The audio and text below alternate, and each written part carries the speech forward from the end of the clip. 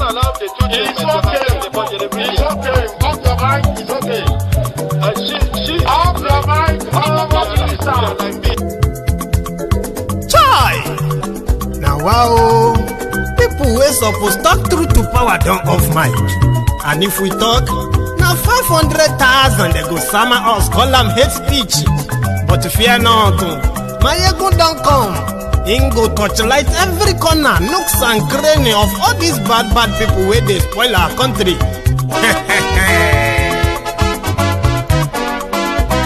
So my people make we laugh, oh, yo, yo. My ego don't come, oh, yo, yo. My people make we shout, oh, yo, yo. My ego don't come, oh, yo, yo. My ego don't come, man of the masses, oh, yo, yo. My ego don't come, oh, yo, yo. My ego diary politico, yo, yo. My ego don't come, oh, yo, yo. This one not the off in mind, oh, yo, yo. My ego don't come, oh, yo, yo. And in the touchlight every corner, oh, yo, yo. My ego don't come, oh, yo, yo. Okay, some people be they holla say they want the power. Chai, them be promise us say we go get light and power. Nah. Them hustle sote they can't get the power. But now they know they do anything with the power. Sure. Every day, dollar just they get the higher power over naira. Still them talk say make we off mind. But thank God say my ego don't come. So my people make you laugh, oh, yo, yo. My ego don't come, oh, yo, yo. My people make we shout, oh, yo, yo. My ego don't come, oh, yo, yo. My ego don't come, man of the masses, oh, yo, yo. My ego don't come, oh, yo, yo. My ego diary politico, oh, yo, yo. My ego don't come, oh, yo, yo. This one not the off in mind, oh, yo, yo. My ego don't come, oh, yo, yo. Person where they do evil, no one make person talk. Them say that my egun, that man too they talk. He too they talk. Say my egun diary, he they hot like pepper. But every day then they take money in bulk. Woman picking they the street they hawk. Still them talk say make we no talk. But thank God say my egun don't come. So my people make you laugh, oh, yo, yo. My egun don't come, oh, yo, yo. My people make you shout, oh, yo, yo. My egun don't come, oh, yo, yo. Man of the masses, oh, yo, yo. My ego don't come, oh, yo, yo. My ego diary politico, oh, yo, yo.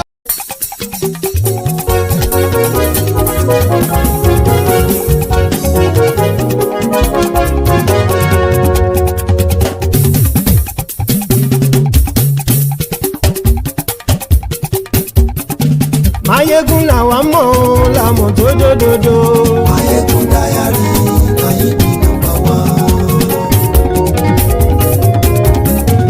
Mayegun làwa mọ̀ làwọn tó dòdòdò. Mayegun diary na ibi nọ́mbà one. Mayegun ti dé o ọ̀rẹ́ ará ìlú. Mayegun diary na ibi nọ́mbà one. Lórí Facebook lórí YouTube. Mayegun diary na ibi nọ́mbà one. Gbogbo bó ṣe ń lọ ni Mayegun já wa sí. Mayegun diary na ibi nọ́mbà one. Àṣírí ọ̀jẹ̀lú kì í bò níbẹ̀ o. Mayegun diary na ibi nọ́mbà one. Bó bá ṣe eré àní Mayegun máa wí. Mayegun diary na ibi nọ́mbà one. Ó sì tún ṣe eré wàá gbọ́ níbẹ̀ o. Mayegun diary na ibi nọ́mbà one. Mayegun diary politico. Mayegun diary na ibi nọ́mbà one.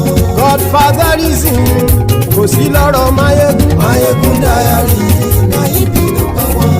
Ẹ farabalẹ̀ sẹ́ o kẹgọ́rọ̀ lẹ́nu o. Mayegun diary na ibi nọ́mbà one. Àní Mayegun làwa mọ̀ tó dòdòdò. Mayegun diary na ibi nọ́mbà one.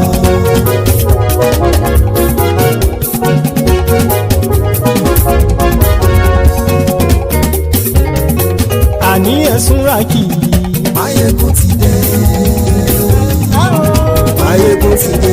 Ọ̀jẹ̀lú ẹ̀sùn ràkì. Mayegun ti dé. Àní ẹ̀sùn ràkì.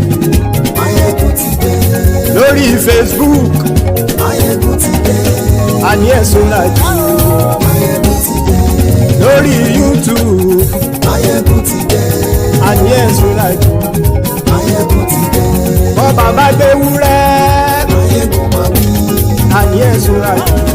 Máyégún ti dé. Ijó ìgbádìyẹ. Máyégún máa wí. Àní ẹ̀sùn lájú. Máyégún ti dé. Pẹ̀sìdó bá rúfin o. Máyégún máa wí. Àní ẹ̀sùn lájú. Máyégún. Hello there. Good morning to you. Good afternoon to you. And good evening to you from wherever you are joining us. This is Máyégún Live. Thank you so much for joining me, brethren. Remember, after reading the caption of this broadcast, kindly read the description of the broadcast as well. Like it, share it, invite your friends, invite your not so friendly friends, your frenemies. Tell them that Máyégún today, Máyégún is live. Today is our first Sunday of the 2025, the first Sunday, is it? Right. So hang on, I'll fix that. I apologize, I should have.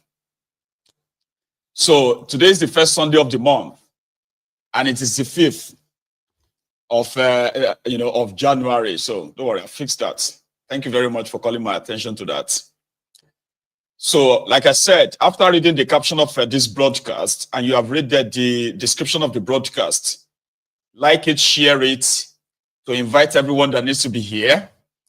And also a quick reminder too, especially for those of you who joined us late last year, in case if you have not really been on Máyégún's Diary Political on Sunday, we reserved our Sundays as a no holds bar session. Okay, we call it a Sunday sermon.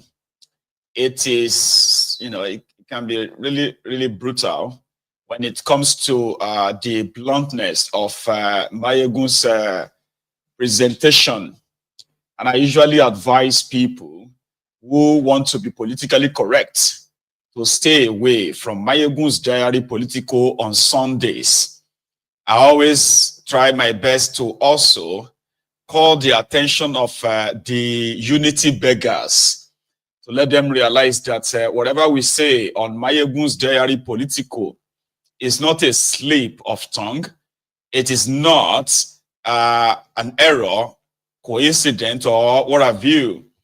Everything that comes out of Máyégún's diary's mouth, out of my mouth, is 100% intentional. Sometimes I do hold back, but on Sundays like this, where we roll out the truth the way I feel, I do not hold back. And that's why we call it a no holds bar session. So if you have a very thin skin, or you are a politically correct person, a unity beggar, those ones who are always asking us to be united, let us come together, let us be united there for this better Nigeria. We do advise them not to watch Máyégún's Diary Political on Sunday, or don't watch Máyégún's Diary Political at all. It is for your own good, for your own mental health, because we can mess it up for you, especially if you are the closet defender of the rogues in that contraption. And if you are also a tribal, beta, ethnic beta, or religious fanatics on Máyégún's Diary Political, you are likely going to get your mental health worsened. You'll be mad, and people will know why you are mad in your house or wherever you kind of stumble on this platform. So stay away. Okay. Then everyone else in the Temple of Truth, thank you for joining me. You know the drill. So yesterday, Thiefnubu was in Enugu, an impromptu stop by, visits, which didn't even last a day. I actually thought it was like a day visit, you know, like stay there for one day, then leave today. But I think he was just there for a few hours, okay, to commission the projects of his partner in crime, Peter Mba, a certificate forger like Thiefnubu as well. A guy that some people are believing is running a propaganda kind of a government in Enugu. And again, this might be from those who are like his own, you know, adversaries, those who don't really kind of like him. However, others are saying that it is do one or do two and then hype it to make it look like you have done 100 or 200, kind of a system. So Peter Mba is the governor of Enugu State. He is one of the Thiefnubu's lucky boys as well, just on the side, okay? So Peter Mba invited Koolu to come and help him commission a conference center, okay? Then another place, they call it a command and control. This one is for the security of Enugu, I believe, where they, I mean, they were supposed to have the cameras everywhere, okay? Because according to them, the command and control center is to monitor the entire state. But it's kind of like questionable as well. But they had a building they constructed where the all security agents in the state can go and check for any any kind of like intel sort of. All right. Then he also planned to construct renovate 260 schools in 260 wards. So they have been able to, according to them, they have been able to renovate 30 in the last 20 months. So they are called smart schools. Sincerely speaking, right? Apart from the renovation, some new buildings they put up, lovely environment for children to to study. There's nothing smart about those schools to start with. Nothing smart about them, because smart school means like technologically, like built schools, so to say. But again, I'll show you what I found. Then he was going to construct, I think they said 260 roads, and he has done 90 of them. Among one of them is a 300. No, sorry, I don't even know if that is true. Maybe it's 32 kilometers, but somebody said it's a 324 kilometer road. I don't know. I don't have evidence of that, but it's part of what Thiefnubu went there to commission. Then it was time for them to pet themselves, like the praise singing time, where Koolu and his entourage were sort of hosted to a dinner. And that was where Peter Mba told Koolu the challenges he faced when he first came on board, and how much of that challenges he has managed to kind of like controlled, including the sit-at-home in eastern part of Nigeria, which usually wreaked economic havoc on every Monday in the eastern part of Nigeria. So he reported that to Thiefnubu by saying that he has ended it. I don't know how true that is as well. It's so early anyway. So that is what we are going to start at this evening. But the icing on the cake is the follow-up on the reactions of APC. Best to Peter Obi's State of the Nation broadcast, or presser, where Peter Obi said Nigeria is progressing in a wrong direction, and more people, including even the generations yet unborn, are being saddled with the generational poverty based on Thiefnubu and his illegitimate regimes, policies and all that. So now APC said Peter Obi has crossed the line several times, and he should be ready to face what is coming for him. Okay, so that has also triggered reactions from the Obi's supporters and others. I want them to touch him, okay? Because sometimes something needs to happen. Some people believe that, Peter Obi could rescue them from the hands of Thiefnubu if he works with other people. And others believe that, if Peter Obi uses his influence, and then the government, the regime of Thiefnubu decided to come for him, that it will not be surprising if Nigerians are just going to pretend that that is not happening and they will move on with their lives and they will just be Obi and his family dealing with it. So people have their own reservations about almost everything. So, but for me, I just want to find out, like the FAFO, F around, and then, F around and find out kind of a thing. FAFO is called. But let's go to Enugu, where Thiefnubu. There are many other additions to this, okay? Because yesterday we saw the people of Enugu line the streets in welcoming Thiefnubu to Enugu. And some people felt like they were rented. I was like, well, don't they all do that? And most of the time, it's just to put up a show, which indeed they kind of succeeded in doing. So let's get down to it. When Thiefnubu landed in Enugu yesterday, all right, I think we do have a trip to Ghana too this evening. What happened in Ghana, where Akufo-Addo was, delivering his last State of the Nation address as well. His own aide-de-camp actually collapsed. And then another member of the parliament, or another member of the National Assembly, lambasted the Addo guy. So tonight, we are starting from Enugu, where Thiefnubu was yesterday, and what happened. Let's go to Enugu.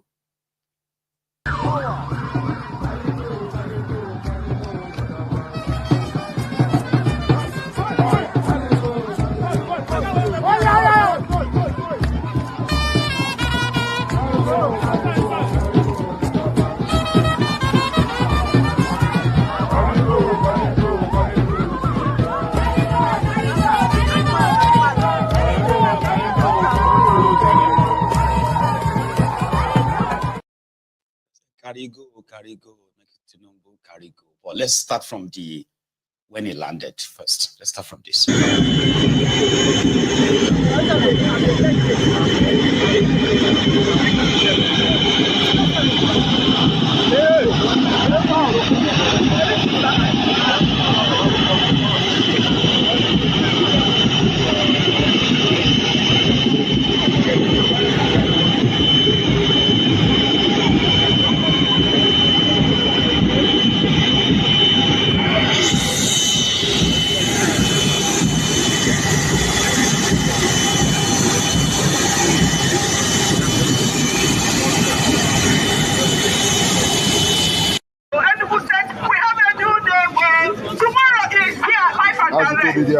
And constant on the northern sea. We are constant on the northern star. Peter Mba tomorrow is here alive. You decided to be different. You decided to be different. And look at the manifestation. Tomorrow together.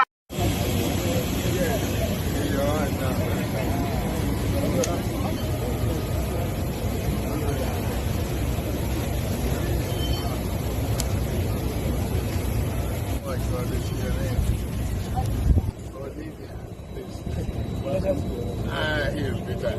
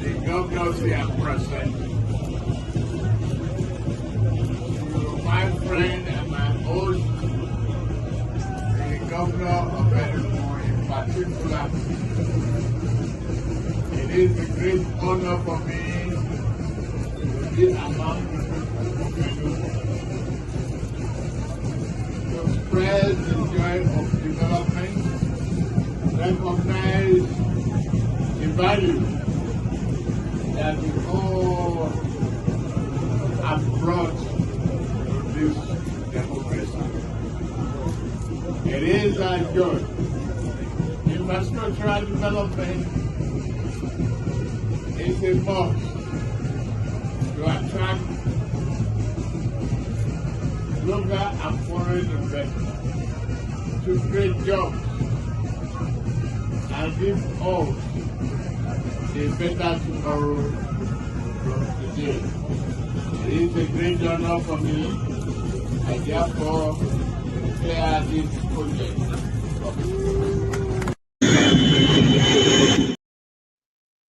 That was when he landed. So then from there, they proceeded to, I think that was when, oh, I'm gone. Okay. That was when they proceeded to the government house. Okay. And then to a few other places, I think about 2-3 places he went as well. So here was after that.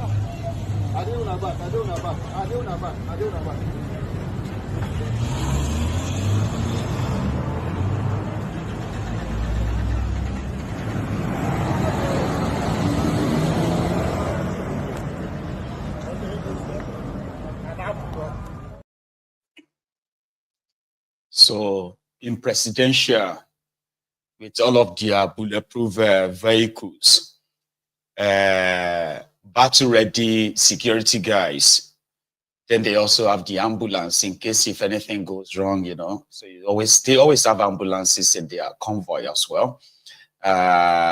Even though you probably will find it difficult to find any ambulance in their main general hospitals in their place, right? But we'll leave that. So then they went in for what was supposed to be a reception. And that was where Koolu had something to say. But before that, it was the Peter Mba who told Koolu this.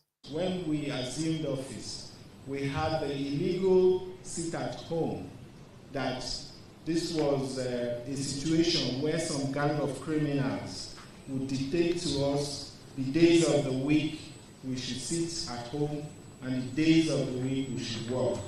We did not find that acceptable or even excusable. So we immediately made very consequential pronouncements, and with the support and the unwavering commitment of the security agencies, the police, the DSS, the army, Your Excellency, I'm pleased to announce that we no longer observe sit at home in Enugu. Our people go to work every day of the week, and we no longer take orders from non-state actors. And we have been through a number of projects which Your Excellency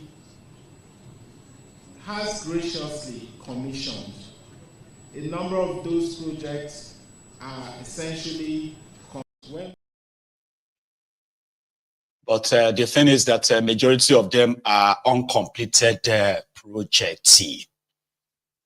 That is what an average Ronuku, a Ronu Nazi, will tell you that you are being negative. You know, people want you to pretend that everything is fine. They want you to say everything is fine, even if everything is worse off, right? But they want you to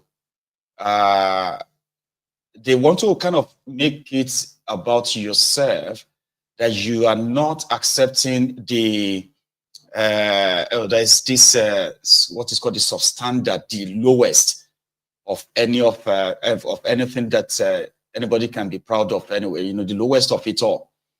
So an average Ronukus, a Ronu Nazi, whether it's home or abroad, I found one on Facebook right now asking that why am I always negative? That's what they say to people. All right, you have to pretend that everything is fine. Okay, so when you see them patting themselves on the back, making themselves feel good, they want you to make that your own way too. Not that they are running on a country where more and more people are falling into poverty, where insecurity is the order of the day, where the what do you call it, the fundamental human rights has become a luxury that it's only them that can guarantee if you have it or not. So to them, exposing these rogues and not celebrating mediocrity is being negative. And yeah, that's what they call it. In fact, that's what one APC madman, Frank Moka just said about Peter Mba as well. Like, why are you, if you criticize them or you expose their fraud, their lies, then you are being negative. Then you turn around and be like, okay, how far as you're being positive as an ass licker, how far has that helped that contraption? At least some of you were positive throughout Bukwari's time, weren't you? Where did that lead you? Where did that take you? So we identify the voluntary slaves, the ombud slaves. We also identify the tribal, ethnic jingoists, those who practically want you to possibly blame yourself for what is wrong with that contraption, not the actions and the inactions of all these rogues, including the druggie, the drug addicts, the drug dealer, Thiefnubu, yeah, the Ajaga bandits. So it's not called negativity. The real negative people are those who are kind of like striving on propaganda. Propagandas don't run a country. Propaganda don't fix anything. Telling lies and running away from the real reality, as we call it, right? It's never going to make what is bad good. It is by actually doing what is right that guarantees a positive, a positive result. If the likes of Bokwari, starting from Bokwari straight to Thiefnubu right now, if they have invested for real, if they have invested in your economy, and right now your currency is backed by real production, something that you're actually really selling something that strengthened your own currency, that cannot be denied by anybody, even if they don't like Thiefnubu. If you are presently having your industries powered by the electricity you generated in your own country, by your own power companies, that cannot be taken away from people. I mean, that can be taken away from them. So you do not have to ask people to be positive about this failed contraption before people can see that they are working. People are supposed to feel it in their lives. Mr. Rotimi, you don't understand that if they are actually doing the right thing, people will feel it. You don't have to ask people to say they are feeling it or tell them to be patient. Okay, that what you are doing is working. What Thiefnubu and his gang are doing, that it is actually working. You don't have to tell people. People will feel it. Do you understand? Those of you who are the ass lickers, the crumb eaters, the crumb chasers, the bad idiots, including the old cyberbarians. You don't have to force people to believe what they can't feel. And you can call them negative or others you want to call them. That's your own cup of tea. Okay? So you can choose to live and die in your own warped slavery. But there are those that won't keep short. People like us won't kind of keep our mouth shut. And you can call it negative. We hope your positivity is now turning on the electricity in Nigeria. It's actually getting people back to their farms, like people going back to their real farm. You don't have to actually say, are you not feeling it? People are feeling Thiefnubu negatively already. Your currency, your country, your economy is in the gutters. And you know that. So positive about what? So here was what Thiefnubu response. This is the boring part. I chose to start with the boring part, okay? Here is Thiefnubu's response, okay? And I do not intend to make any sense of it because it is mostly senseless stuff he says, okay? Incoherent and nonsense that he spews, right? And then he will be telling you about prosperity, prosperity, our children, prosperity, investor, like that is all bad, all right?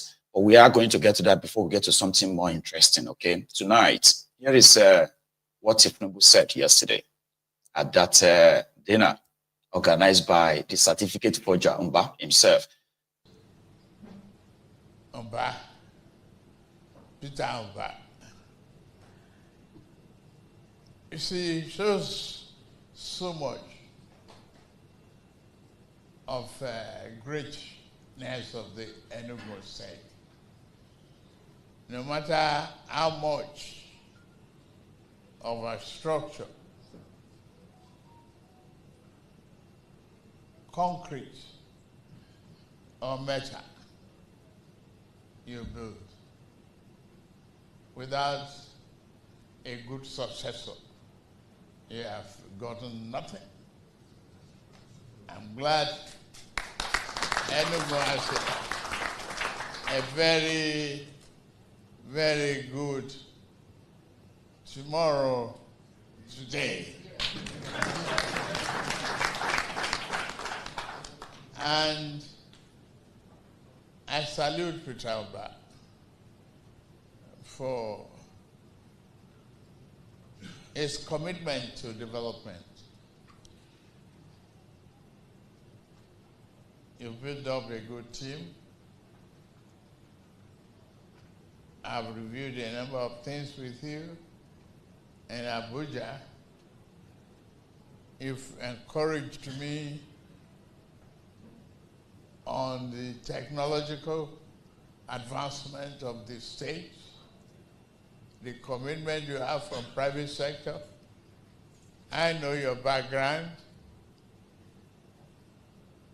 You know, the election is over. We have to move the nation forward. And you are demonstrating that commitment irrevocable commitment to human development. I don't care which party you come from.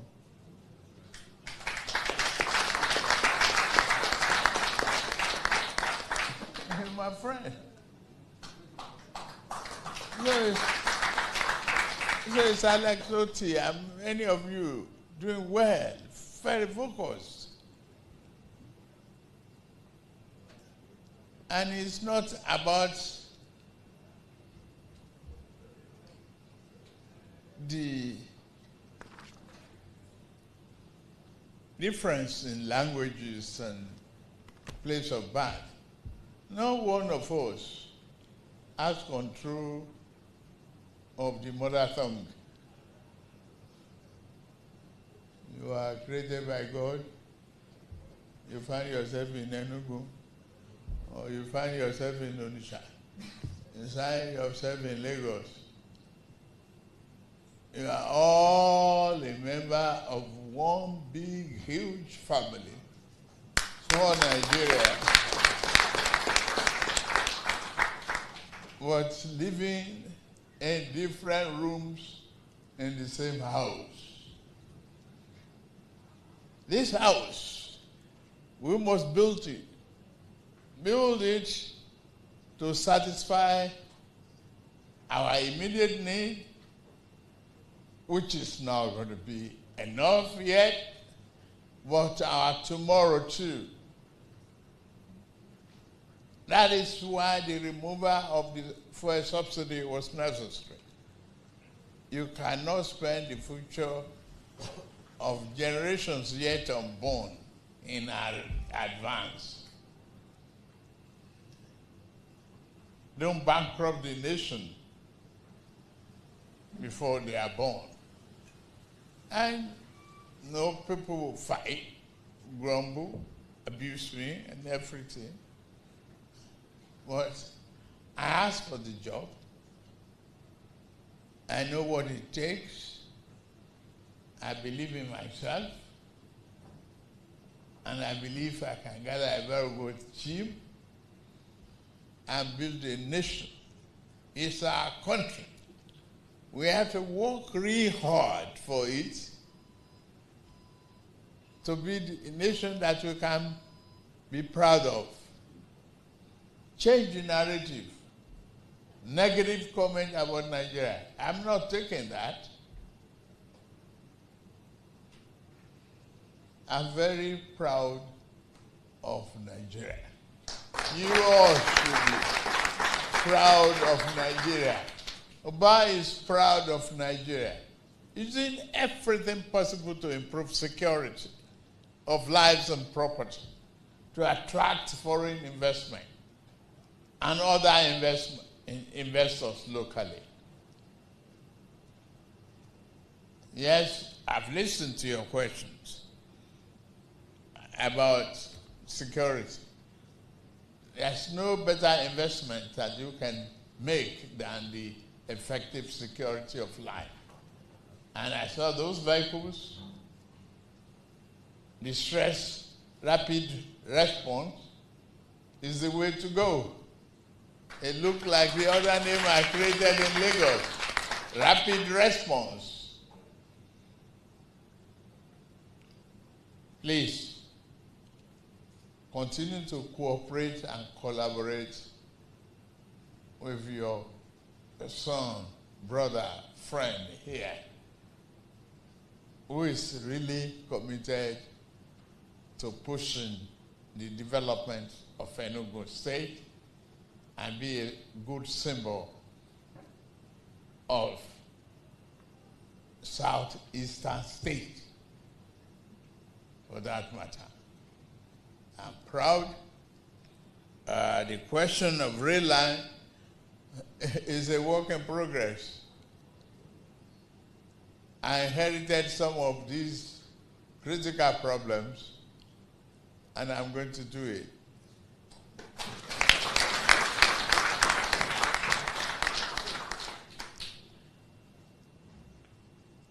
Support for the gas infrastructure. Sure.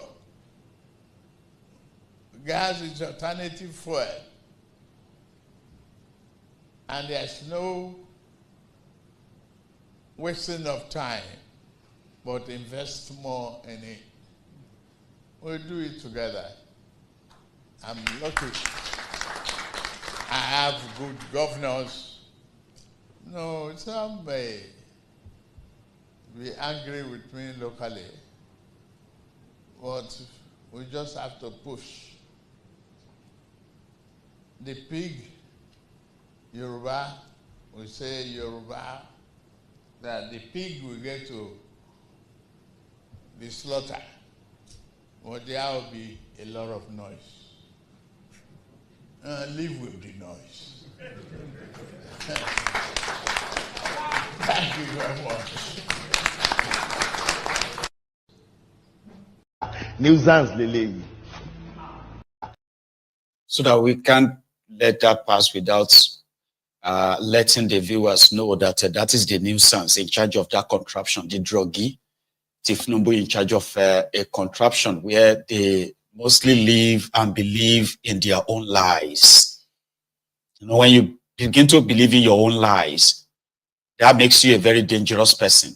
That means you are never going to be open for any correction or any adjustment whatsoever, because you are lying to yourself and you are believing the lies. So there's no room for any sort of advice or correction. So you see what they are putting out there? It's very simple. So Thiefnubu and his handlers everywhere is still pretty much like campaigning. That's what he's doing. Okay. So the future generation whose future has been mortgaged already, their actions or his actions has led to the impoverishment of millions of Nigerians and destruction of businesses. But that's not how they are seeing it. They are seeing themselves as, you know, we are doing well. Do you know that we are doing very well, right? That we printed over 24 trillion naira in a year. We are doing well, right? And the fact that we have also borrowed over $15 billion, that's a very good thing. We are doing well. Putting the supposed future, the generations yet unborn, the future already mortgaged. They will be born into poverty. The poverty that is completely not their own creation. All right? But they want you to be positive. The man, the number one, the marketer of the contraption, Thiefnubu, is talking about, I love Nigeria. When did that start? When did Thiefnubu started loving Nigeria? Right? It started from the moment he felt like it could be president, right? It must be. Okay? So these are the lies they tell themselves, and they repeat the lies, and they believe in the lies. And you see, anything outside that is considered as you hating us. It's because you hate us. While Thiefnubu was in Enugu, Shettima was in Ibadan to attend the wedding ceremony of Ekiti governor, his own arrival.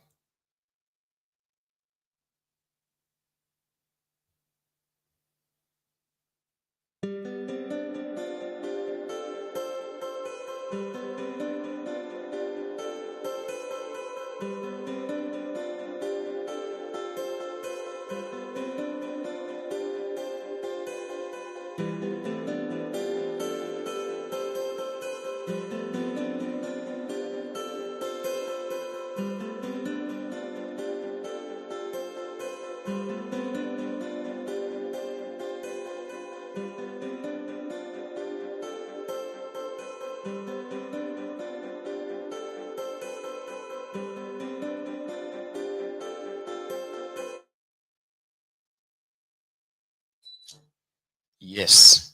Ekiti governor's daughter was getting married, and Shettima was said to have been sent to represent Thiefnubu there.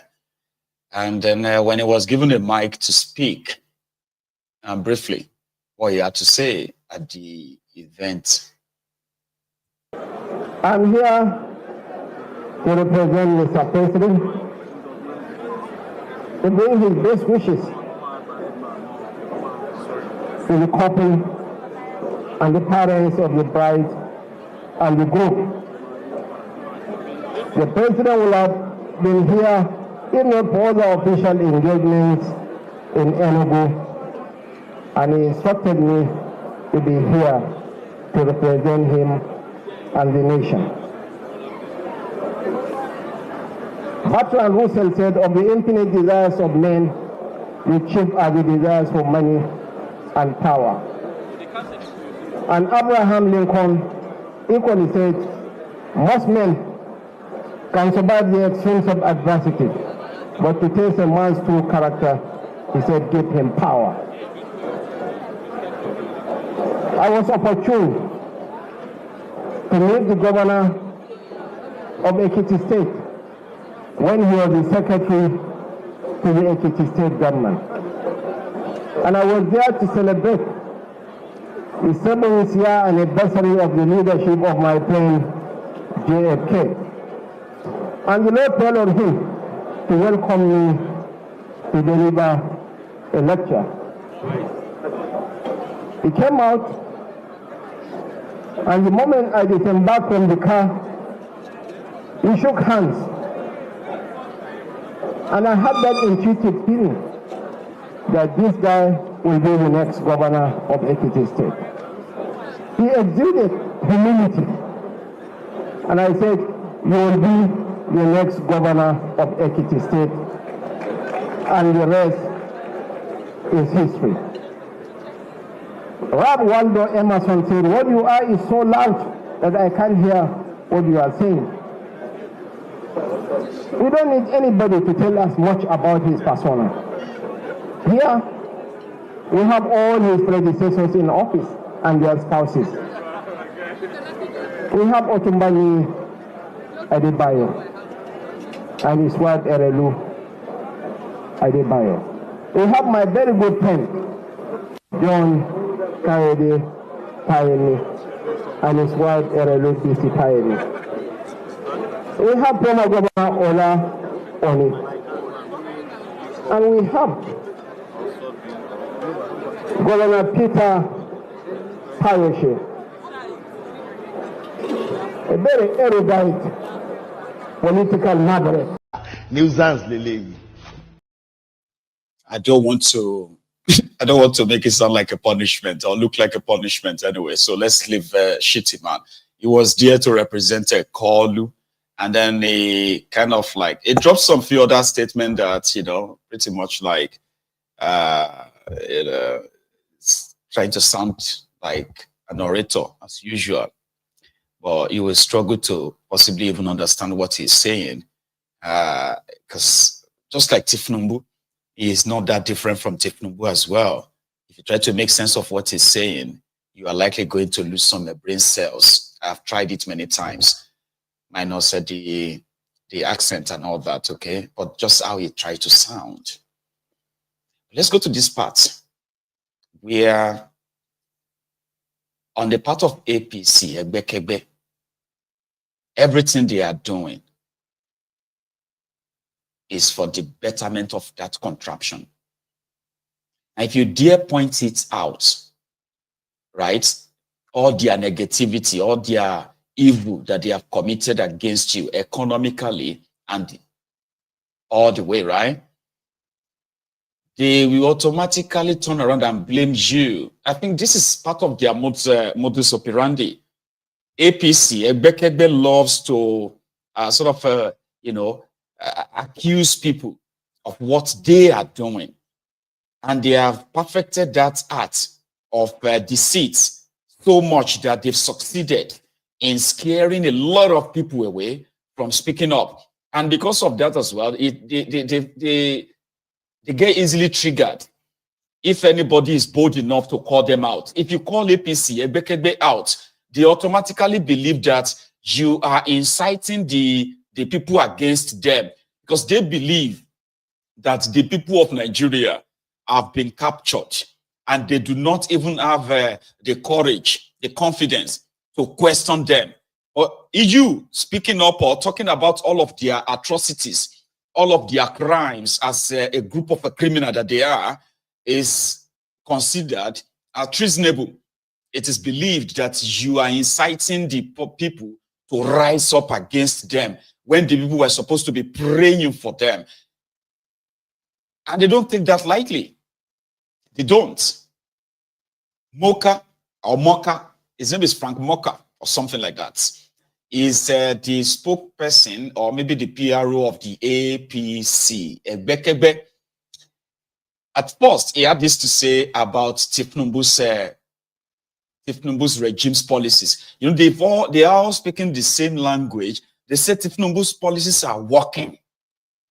Nigeria is recovering. As much as the data is contrary to that, available, verifiable data is contrary to what these guys are saying. But they continue to repeat it by telling you that because Thiefnubu removed subsidy, if not, Nigeria would have been like, I don't know what Nigeria would have been like. That's what they said. Thiefnubu devalued Nigeria naira. Inflation jumped. Food inflation jumped. Insecurity skyrocketed. And then the human rights abuse is also there. But to them, no, Nigeria is fine now. Even if you can't feel it right now, it is because, one, you are impatient. Two, you are their enemy. Because, yeah, you are enemy of government. That you don't believe that their policy is working. That automatically means you are enemy. So I have no way of understanding them. But what I pick out of that is that they believe that the more they repeat a lie, the more it becomes the truth. Listen to this madman first. The president in his New Year's statement was very clear. He did, in fact, lay out, just very broad strokes of some of the major progress that this administration has attained in the last, several months. While realistically acknowledging that there remain challenges to the country, economic challenges, even security challenges to the country. The president is being very balanced and very real with Nigerians. He's not trying to gaslight anyone. He is calling it as it is. Now, having said that, economics is economics. Economics is not magic. Macroeconomic, gains will, in time, translate to specific dining table, living room benefits to Nigerians. That is already starting.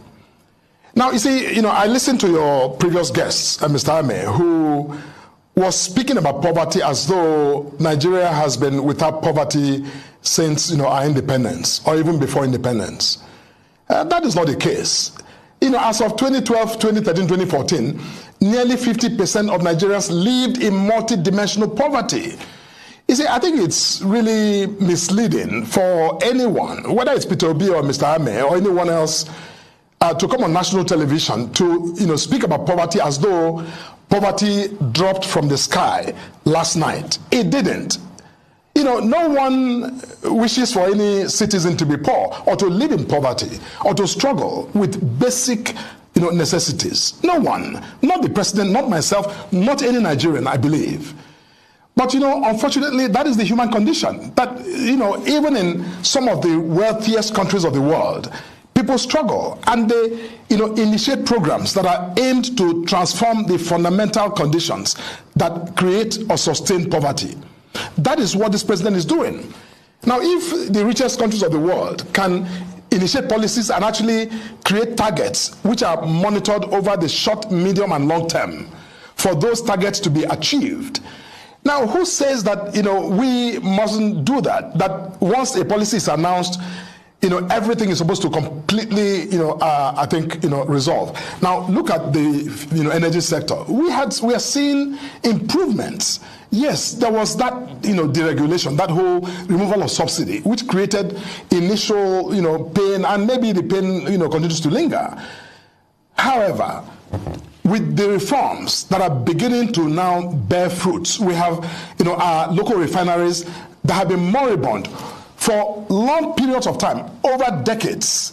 They didn't function through the significant portion of the PDP administration in this country.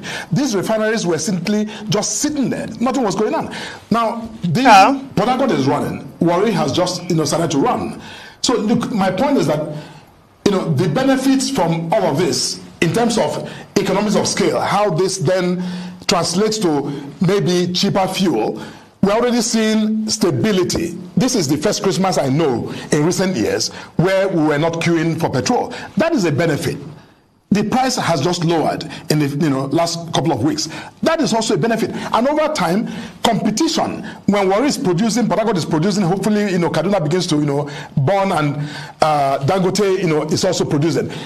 There's no way that we're not going to see a progressive decrease in price of petrol to make it easier for people to actually buy fuel and power their machines, whether it's cars or other forms of machine. But I think that we need to all just take a perspective and understand that these benefits we speak about are beginning to come down in the way it matters. Mr. Moka, if you can hear me, if you can hear me, Mr.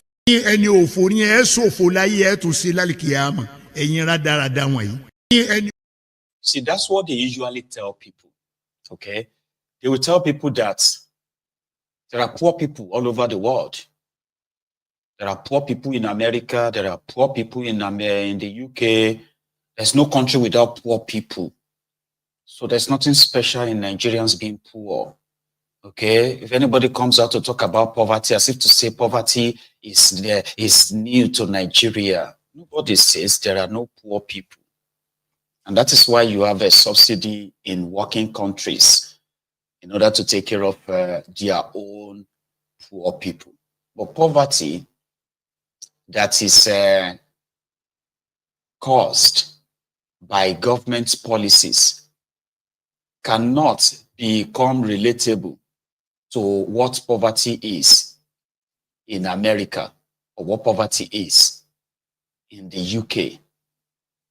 In Nigeria, before these criminals told you then that you deserved better, they told us then that between 50 and 54 million Nigerians were living in poverty. This was 9 or 10 years ago. Then the APC, Egbekegbe, came in. And in 8 years, they added more than 30 million Nigerians into the basket of poverty. And by the time Boko Haram was done, there were already nearly 100 million Nigerians living in multi-dimensional poverty. Do you understand what it means? What is called multi-dimensional poverty? There are some of you who think that if you are unable to feed yourself is the only poverty. No. The poverty you have in Nigeria is multi-dimensional. You have the poverty of electricity, where you don't have power. You have the poverty of healthcare, where you have no access to any reasonable healthcare. Millions of the population have no access to that. They can't even afford it. All right? You have poverty of water, ordinary water, which is no longer ordinary, is a luxury in more than 70% of Nigerian of Nigeria, the entire space of Nigeria. More than 70% of Nigeria have no access to clean, drinkable water. All right, that's poverty. When your children can't have access to quality education, that is poverty. All right. Now you have the poverty of insecurity as well, which is so spreading enough that people can't even grow their own food. So what did APC change between 2015 and 2025? They worsen it. That's what they have done. That is the record. Nigeria became more indebted. The currency became devalued, pushed more and more people into multi-dimensional poverty.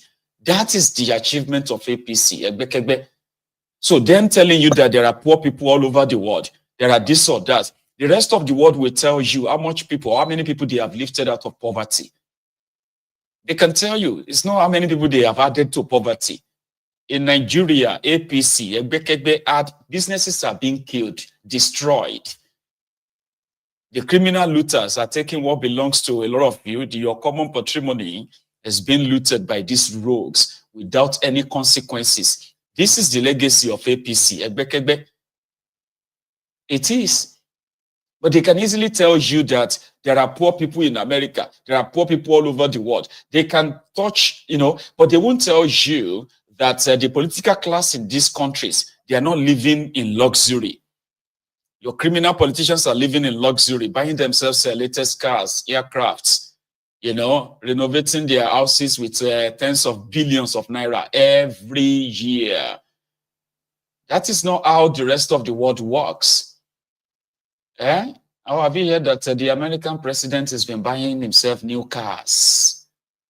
Or American Congress or American Senate are buying themselves latest cars every year. Have you heard anything like that? So how could the supposed poverty capital of the world begin to tell you that poverty is normal? And the record shows that they have dipped more of you in that poverty. But they want you to believe that there are poor people, there are homeless people abroad, there are homeless people in America, there are this or that. And then that justifies the people who have been chased away from their homes by the terrorists, sent to the IDP camps, internally displaced persons camps in Nigeria. They are telling you there are homeless people in America. Like, what the heck, man? Okay, in that same America, there is a 24 hours electricity. How about that? In that America, there are functional healthcare system. How about that in Nigeria? Why can't they have you compare that too? I mean, if America have homeless people, poor people, Nigeria have poor people. America also have 24 hours electricity. Why can't Nigeria have 24 hours electricity generated by these criminals?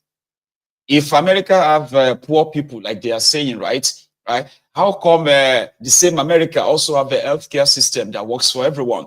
How about yourself having access to the same? How about education? How about security? So they don't want you to compare all of that. They just want you to remember that there are poor people all over the world. They don't want anybody. Anyone who comes on the TV to talk about that is considered, a negative person. That's what this mofo said. He said that Peter Obi is not acting like an elder statesman, okay, and he has crossed the lines many times. This one, I consider it a threat. Or what do you think? No. He is the one that's throwing that. Mr. Obi is shooting from the hip. He's not looking. He's not taking an aim. He just, shoots widely like, what we used to see in movies back in the day, in the Wild Wild West. He is not being rational. He's absolutely irrational in his thinking and in his public commentary for a man who was governor for 8 years, who left nothing to remember in Anambra State by way of a legacy or transformation. But all of a sudden, he served as governor 8 years. He didn't have the wisdom or the smarts to change Anambra State, to make Anambra the beacon, that example of, governance in the country. But then, he runs for president, in 2023. And then now, he didn't win. He's sulking rather than actually get a perspective and, figure out what he did to lose so he can do better in the future. He would think that he can bring down the government by simply, being maliciously deceptive. That is wrong. I'm not somebody to, to go on that offensive in that manner. But Mr. Obi has crossed the line so many times, and I think that at this point, he has coming to him whatever he gets. He needs to manage it. So he practically just said that within their circle, right? They believe that Peter Obi has crossed the line many times. That is for daring to criticize them. All right. And yeah, it is, they are politicians. So he has the chance of attacking Peter Obi's supposed personality. But most of those who have been doing that, genuinely, they have been doing that, maliciously, out of lies. What did he do in Anambra? How come he did not change Anambra? How come he did this, didn't do that and all that? So that that can make it look more ordinary, okay? But one thing there is that out of the rest of them, right, it's like when you say out of all stones and you find a gem in between. And the thing they hated about the guy is simply because he's not a thief like them. So they can use all kind of what you call all kind of brushes to try to want to paint him and possibly make it truth when it is not. But my own job, my own point here is not actually to possibly defend him anyway.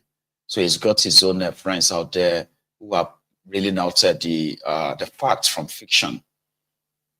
So if you speak out against Thiefnubu and their gang, it is considered as a treason, okay? And the offense that I believe the likes of Peter Mba have is thinking he can remedy this contraption, flying this flag of I am I'm somebody who loves probity, and I am someone who believes that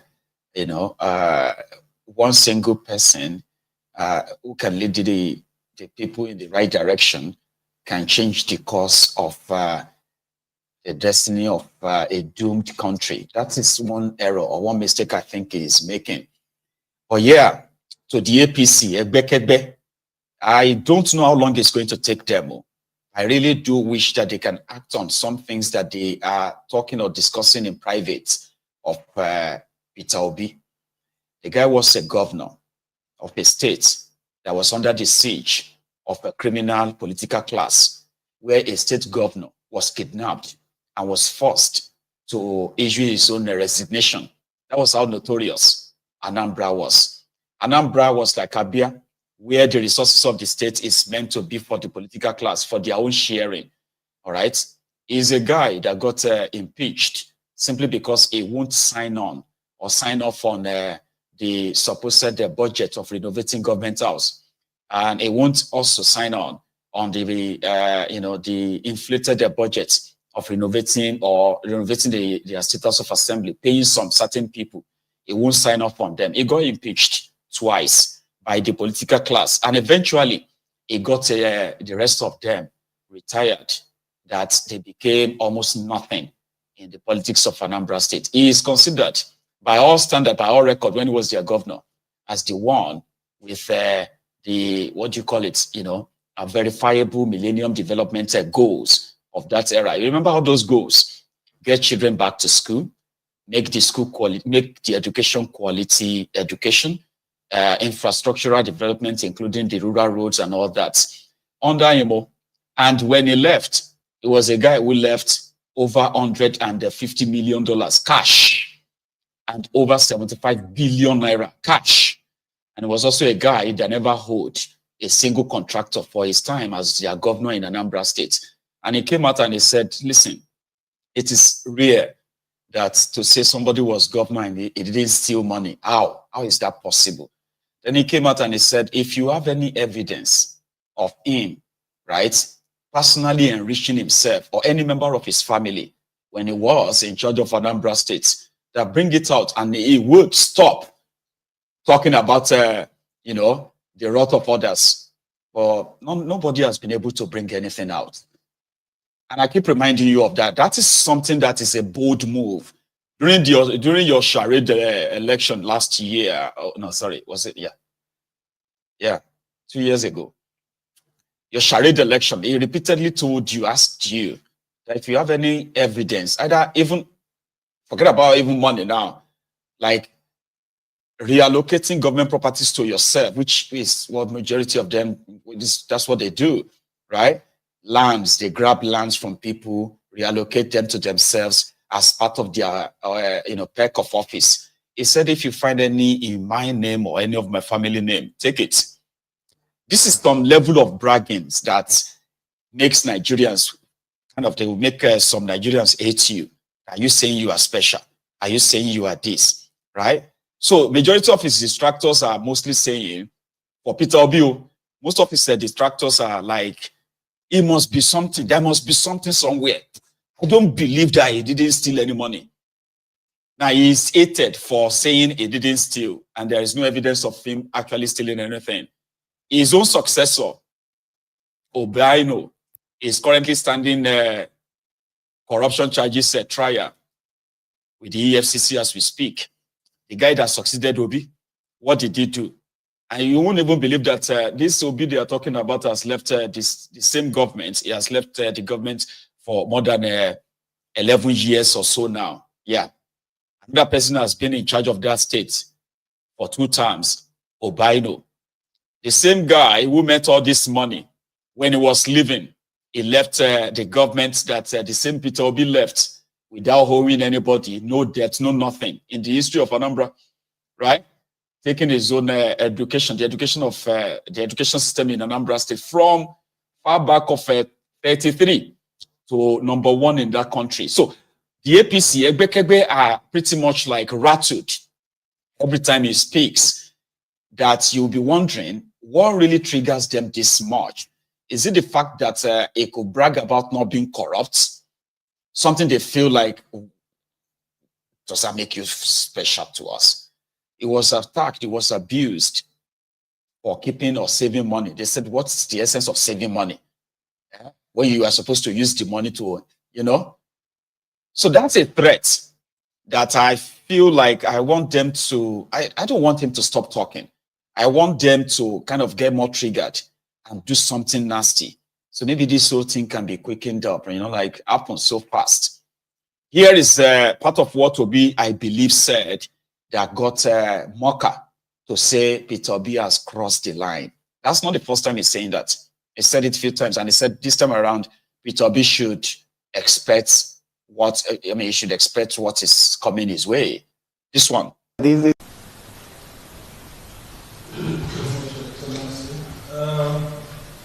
want to ask you some questions, yes, on some of the news. President Tinubu looks optimistic about the economic reforms that he's embarking on this year. And one of the major things he said is that he will reduce inflation from 34.6% to 5% to 15%. And he's also saying that he understands that the rising food prices and there's a problem with the issue of food in the country.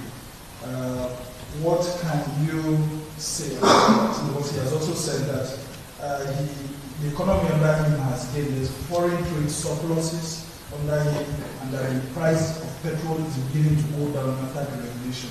Those are the successes recorded according to him last year. So, but going into 2025 is so optimistic. Do you share his optimism that we can reduce the inflation rate to 15%? And how do you think we can tackle the issues of hunger and food security? Well, you know, it's not this is not the first time he's coming out with such optimism. The reality of it is that while we do not expect 100% result, we want to see 100% effort. It's something you can say, for example, we're reducing cost of governance. People need to see it. People need to feel it.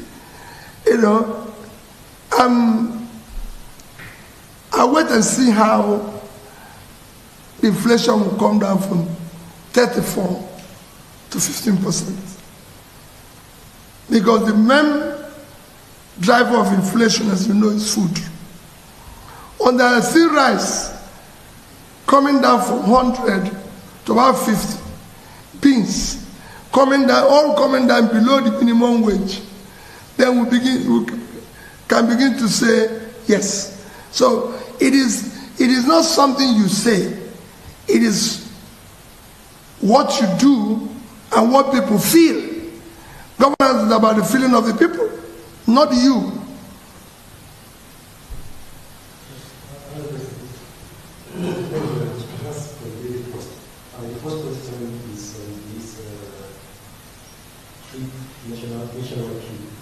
Knowing what the presidency stands for Nigeria, don't you think Nigerians will be further inconvenienced by the president traveling to states where the road will be locked for hours even before the president comes, and still remain locked hours after he was met a particular situation?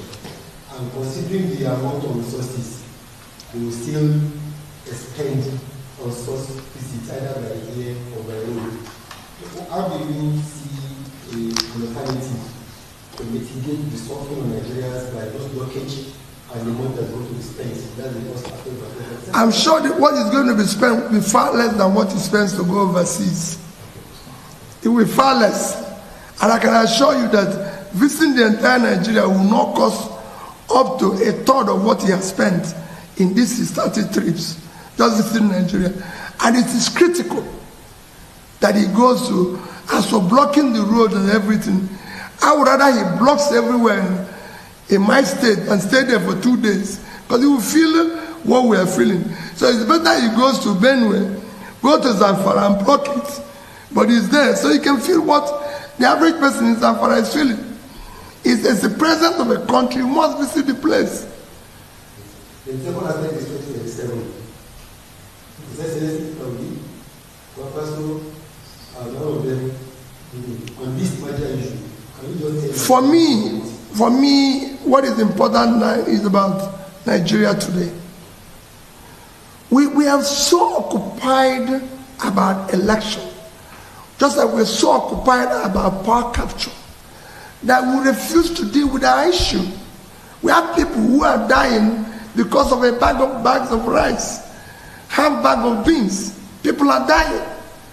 We've just lost several people. I was in IDP camp yesterday. I was in hospital yesterday, where we don't have basic things. I'm talking about 2027. That's not what I'm preoccupied with. I'm not preoccupied by what I said, the urgency of today. Let people put food on their table. Let there be medical care in our primary health care. Okay, lastly, what is His Excellency, barely 1 year after the 2023 elections, the third force is dismantled, and there is no effective governance without opposition, a strong opposition in the country. And with the way things are going, do you think Nigeria is having a headwind? And how do you think any person from the opposition, even when you have the brain, the intellectual, the ability, even in your... For him, it's not really about next election, even though I don't believe him. Okay? So to him, it's more about, okay, fine, the election is over, okay? Somebody's in charge. And you need a viable opposition. The job of the opposition is to put the incumbents, to put the incumbents on their toes, so that they can always have to do what they promised they would do, even though Thiefnubu didn't really promise you anything, okay? But in Nigeria, that is not how they run opposition government in Nigeria, opposition, okay? In Nigeria, it is about chop by chop kind of a thing. So to them, once election is over, everybody becomes a contractor. Everybody finds their ways into the heart of those in charge, and they begin to sort of share the spoil of government together. They begin to kind of like find their space. Some would even like decamp to the ruling party.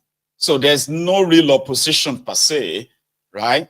So if they now find somebody like Obi who wants you to believe that there should be opposition, there should be an opposition that should be asking all these critical questions, okay?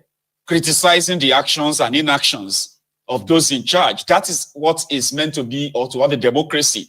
But in Nigeria, no, it's mostly, yeah, during the elections, you can hear them say all horrible things about themselves.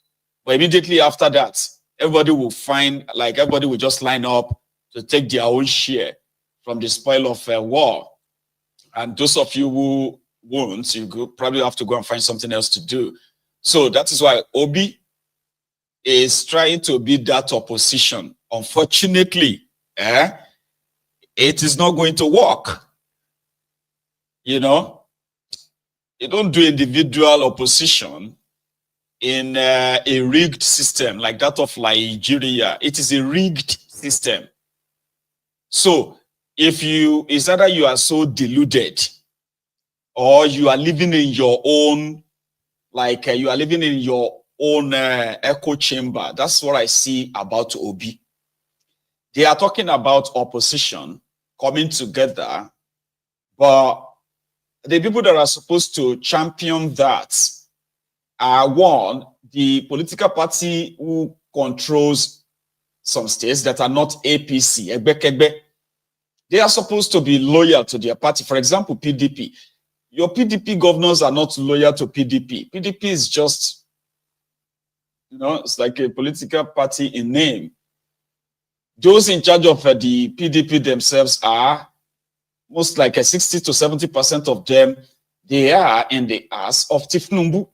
So how do you build a coalition? Labour Party is already scattered. Yeah. You have the Apampas, Lami Diot, Apampas, Arabambi Diot. What's that other one's name? The one that is now your chairman. It is all kind of like compromised. So what opposition is Peter Obi building? Is it the opposition is going to build with a faction of PDP, a faction of SDP, and maybe a faction of Labour? I don't understand. So that's why I said it's more or less like a delusion. Is a lone ranger, in my own opinion, is a lone ranger who has no real base structurally, other than counting on the already bastardized, like brutalized, captured Nigerians. Majority of them who do not really have a lasting courage. They are more reactionary. Nigerians are more reactionary. So where is he building that from? Then he had this to say, by the way. He said, opposition is very difficult in that contraption right now, because if you are seeing that there are some of his supposed friends who no longer greet him, if he meets them at the airport and says hello, they don't want to answer because they do not want to be seen with him, which is true, right? So whatever it is that is kind of trying to make himself be like, I don't get it. But listen to this one. Yeah, how he answered the question about opposition. Don't you think it will affect the democracy in Nigeria? Well, I want us to sit down one of these days and talk about the opposition and how the opposition will be effective. A democracy is faulty. It wasn't designed to support the opposition. Oppositions here are actually in difficulty. If I tell you what I face, what I go through, what my family go through, you wouldn't even believe I will still be standing and going around this country. But I've made up my mind that if this is the end, so be it. Because we can't allow the country. It is difficult to be in opposition in this country. Extremely difficult. Because everything is against you. People don't even want to see you. They don't even want to talk to you. I see colleagues that greet them at the airport, they don't even want to reply because they feel they don't want the government of the day to see you or see them greeting you. Your businesses, everything you're involved is being dismantled. That is not a country. We need to show more commitment to the future of our country. None of us is going to live here forever. So we must build a better society for our children. And to build it, some of us will take the risk. That's the part of what Dele and Co. also going through. And not just him, every person, even the oppositions, at local government level, at state level, everywhere, are going through that. So for me, we are actually doing a lot if we're doing everything on our own.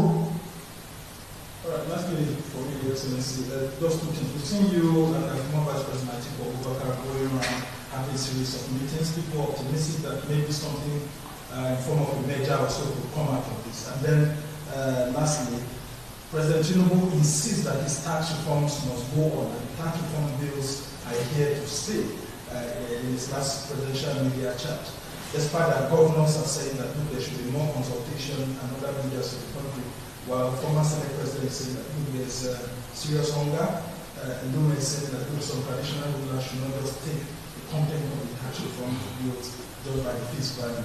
What would you advise on this? Well, on issue of tax, there's a lot of stories. I've said it, everybody knows my stand on it. There should be very wide and detailed consultation. It should be widely and publicly debated. Government have consistently maintained that our tax to GDP, tax to this is very low. You've seen it every day. And I said it's wrong. Tax is a function of productivity. The country is unproductive. So are you going to tax 100 million Nigerians that are living in extreme poverty? Are you going to tax those people I saw in IDP camps yesterday? Are you going to tax the factories that are shut down in Kanu? Go to Bompai, go to Shadan 1, Shadan 2. Where are you going to tax? Tax is a function of productivity. When the country is productive, people are gainfully employed, then you can tax them. And we can generate more tax. What we need now is to reflect the country, make it productive, and then we can talk about generating more revenue. Thank you.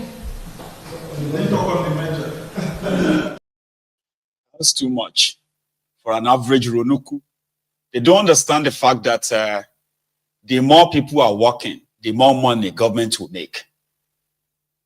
You know, the more people are working, the more businesses are opened, operational.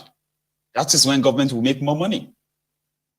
But when you have more than 80% of your younger generation unemployed, or many of them underemployed, whose take-home pay can't even take them home, where minimum wage can't buy you a bag of rice.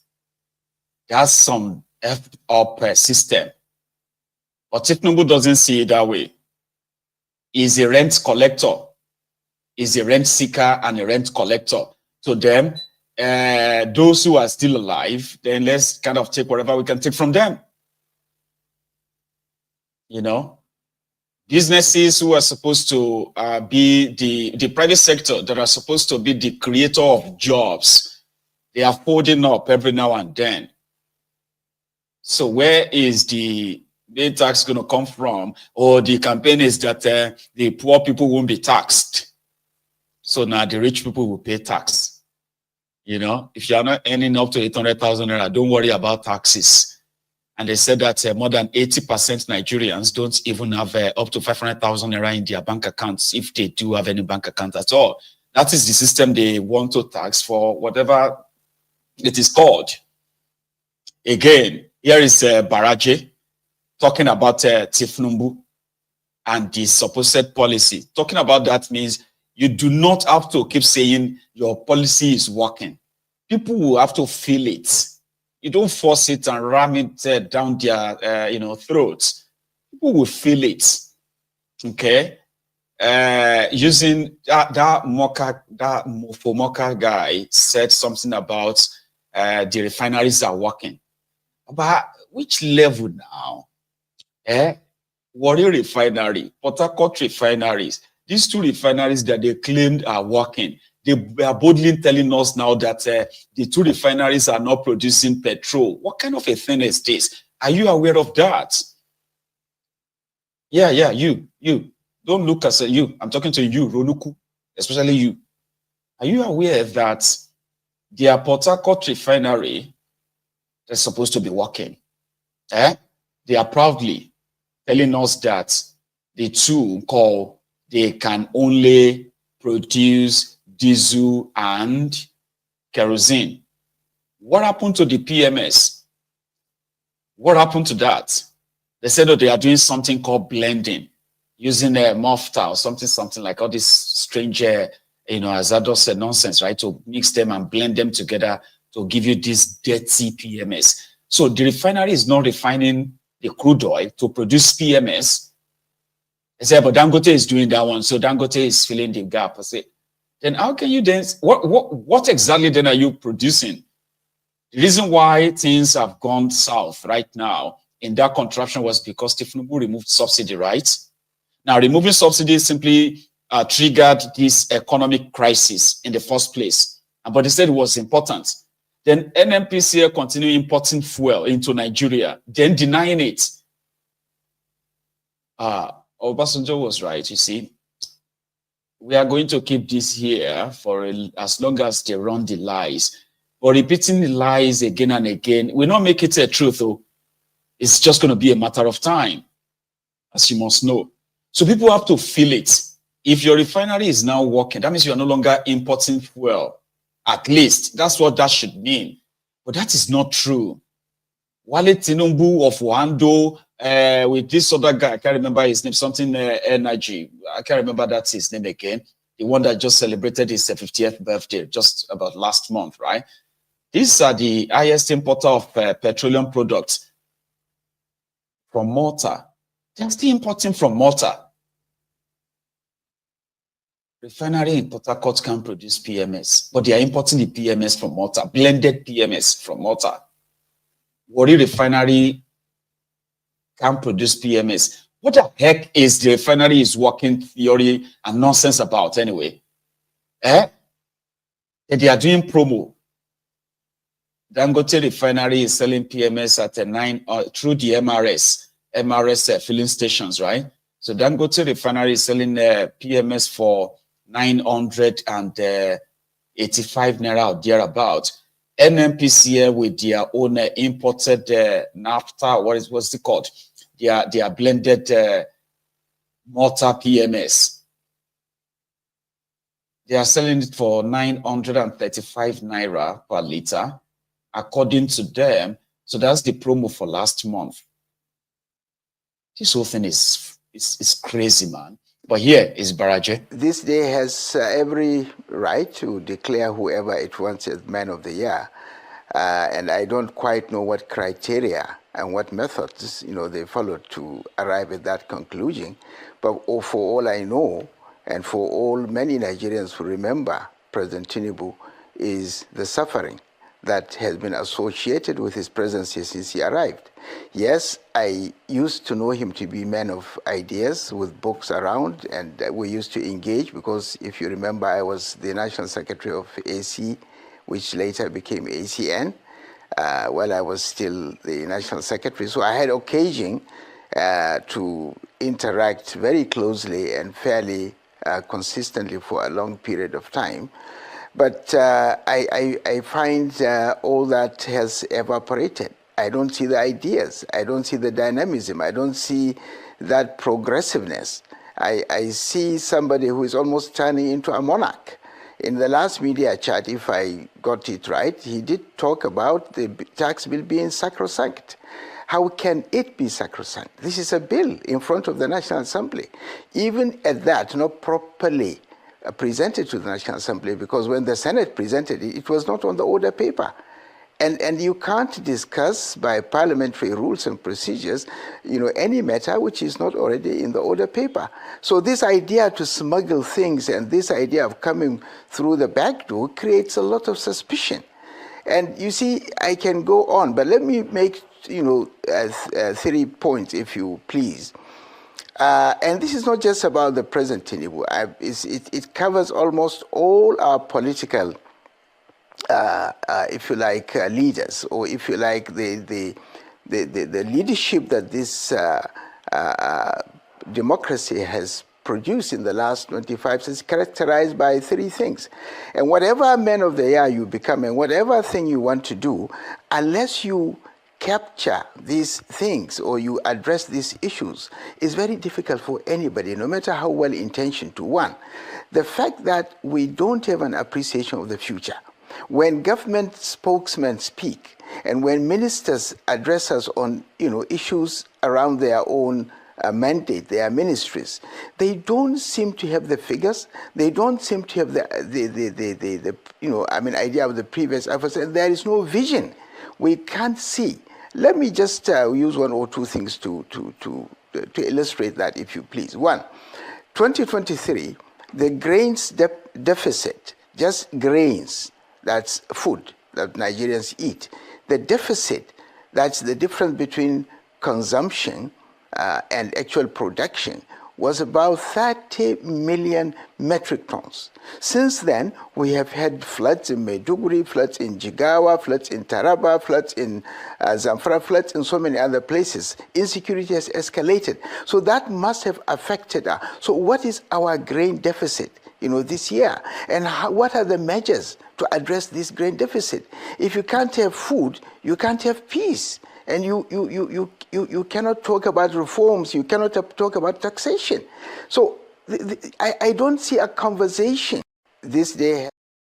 He's right. I think I've raised that similar point on this platform before, where I said, when you listen to these guys, you have a finance minister that is just pulling figures from the thin air. You just drop figure, like blatantly. Unverified or unverifiable figures, just to, somebody like me I can call figures if I don't have the accurate numbers. But if you are in government, when you want to say something, if you are a president of a country, if you are a representative of any government of any country, your portfolio should let you know that data actually really matter. That is what will make you sound intelligent and not sound like the foolish people you have in charge of that contraption there. They always pull figures from the thin air, But when you now try to juxtapose whatever they have said with the reality, they are like a so far contrast to reality. But they do so with straight face. We have given 25,000 naira to 25 million households. That's 625 billion naira. How did you do it? Yeah, we asked them to register and we send the money to them in their bank account. But there's no proof. There's no proof that you paid anybody 625 billion naira, that you paid 25 million people 25,000 naira each. There's no record of that. You are supposed to actually be specific, Abi. There's no bank that has come out and said, this bank, Zenith Bank, they helped us paid 5 million people. GT Bank, they helped us paid 7 million people. You know what I mean? There's nothing like that. Just pull the figure out. We are going to fix all the federal roads before the 25th of December, before Christmas Day. What are you talking about? How many of those roads are currently undergoing that fixing right now? Just pull the number out. We are going to make sure that we are going to have bumper harvests next year in order to cut down food inflation, right? You say, okay, bumper harvest means you have invested in agriculture, Abi. Give us the numbers. Where are the farms? How many hectares of land have you cultivated? What have you cultivated? What do you plant that you intend to harvest next year? All these figures, they don't matter to these guys. They just pull them out and say it. They just say things and they want you. Yeah, they want you to go and deal with the rest. So when you now kind of look back and say, but you told us that so and so will be fixed 6 months ago, but we haven't seen anything. They say, you need to be patient. You need to be patient. We are working. We are working day and night. We are bringing experts. You should be able to say, oh, yeah, the unemployment problem in Nigeria, Minister of Labor, come and tell us what is the stats or the statistics of the real employment you have created. How many businesses have you registered in? How many businesses opened in the last 2 quarters of last year between June and December 2024? How many businesses and how many jobs did they create? And where are those jobs created? In what and what sectors are those jobs created? Data matters a lot, right? But criminal politicians in Nigeria, no. They'll just tell you that We have created jobs. Nigeria is now having the easy way of doing business. We are now, and they want you to go ahead and just believe that. So somebody said we have number problem, and they are right. You all remember when we used to, when I was growing up, there's this thing they say, somebody is so rich. Somebody is so rich that his money is uncountable. What do you mean something is uncountable? How many of you remember the Africa Wahala when you were younger? They say, it's uncountable. What is uncountable? What is uncountable? There's nothing that is uncountable. If you see the cars that came to that place is uncountable. It's our own way of saying there are so many. It's uncountable. Uncountable. There's nothing uncountable. But we have a number problem in that contraption that people can just pull number from the thing here. If you try to ask them to prove it, then it will become a problem. It will become a problem, and it will be like, you don't understand, it's uncountable. I say, there's nothing uncountable, bro. Nothing is uncountable. It is easy to say that Nigeria economy grew by 4.6%. Is that really correct? In economics, is that really correct? Can you compare Nigeria with Osun State? Or can you compare Nigeria with Sokoto State? That is not be correct. You compare Nigeria with Ghana, you compare Nigeria with United Arab Emirates, and you compare Nigeria with Argentina. So when you are comparing, which currency do you use? You use the dollar. Now, when you look at our GDP 2 years ago, it was $500 billion. What is it? $1 billion. What is it today? 199. We are now $199 billion. Are we better off or worse off? We are living in our worst days. Pre-Jonathan regime, before we rebase the economy. Yeah. Before rebasing the economy, we're larger than this. So everybody, per capita income in Nigeria now is nearly above $1,000. What used to be $3,000? So are we better off or worse off? How can subsidy removal with flotation be better? The question you should ask is, what should we have done differently? And there are options which were made available, written and in discussion to authority. But the cheapest way is for government revenue to boost, hoping President Tinubu hoped that governors will invest in the economy. Was that done?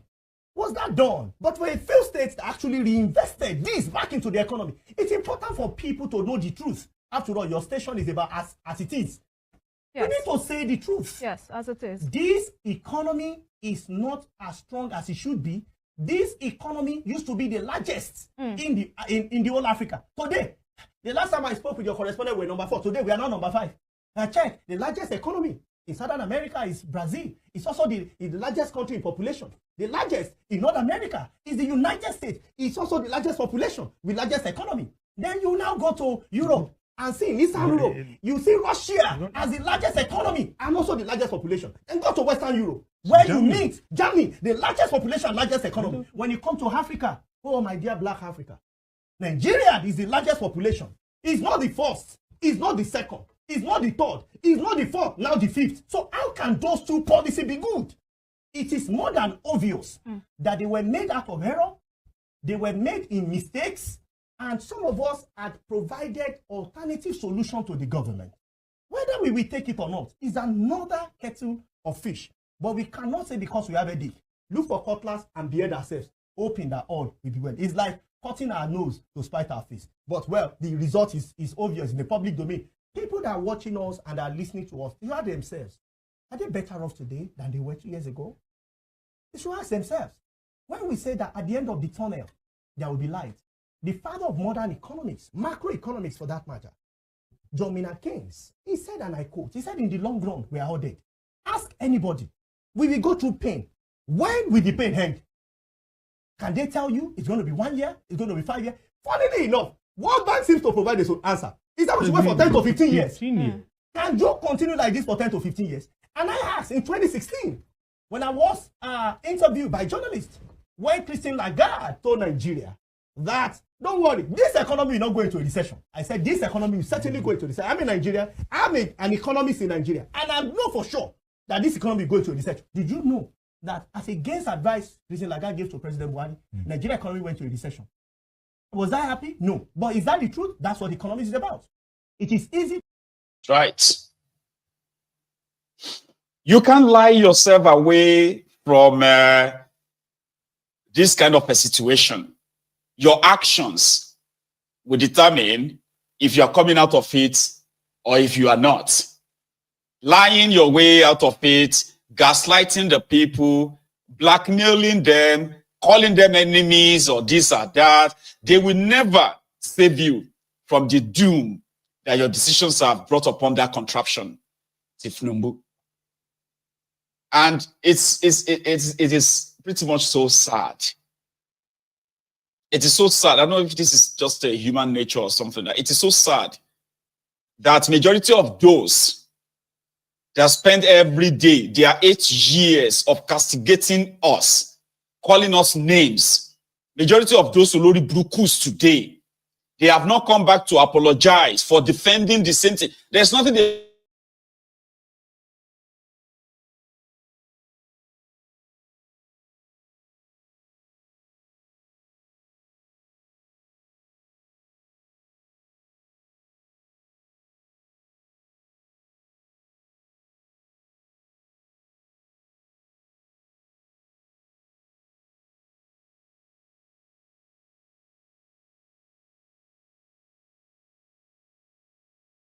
Nigeria, we have the largest number of lazy governors in the world. Nigeria, I repeat, we have the highest number of lazy governors in the world. Ebonyi State, they have limestone. Their governor is not doing anything about it. He just come to Abuja every month to collect money and go back. No single factory there, and they have the largest deposit of limestone. Enugu, Koolu. All of us know, we know how much they are selling coal in international markets. Check it on your phone. But the governor rather come to Abuja to collect allocation every month. Sanfara, gold. The governor, they look away. No consignment. Shebi, I'm going to Abuja to collect money. And they are using helicopter, private jet to come and carry his gold away. Because if we go to Abuja and collect allocation, Ondo State, the largest, world second largest deposit of bitumen, even Ondo State no get road. They no get factory. Even the road where Ondo State get, na import they import am. But the bitumen where they import, they under their feet. Ekiti State, agrarian state. Ekiti State cannot produce single Ekiti yam or single Ekiti product. They even built airport. They lock the airport after commissioning it because they know they are going to Abuja at the end of the month to collect allocation. They use 3 billion to clear land when they can buy tractor. Aba is the biggest market in West Africa. But they sit at home every Monday. Sit at home. Akwa Ibom has the longest sand beach in the world. One of the longest. No single tourist. They didn't even advertise it for tourism. Now laziness. Our governors are very lazy. All they know is come to Abuja, collect allocation, bully your local government, President Tinubu, this your tax reform is one of the best. No going back. No room for lazy governor. Stop spoon feeding them. Let them go and generate revenue. Nuisance, Lele. So you know, okay. I hope my audio is back. Let me check that. Yeah, I think my audio is back. Sorry about that, okay? I had my audio sort of truncated or tampered with. I don't know. That happens. I kind of found it early enough, okay? Talking about the tax reform, I was at my friend's yesterday, and we're talking about how some people are seeing that the tax this and that, okay? And I was like, how about a reform that allows these people, because we call them lazy. Yes, we do call these states lazy and lazy this and that. It's so easy to say.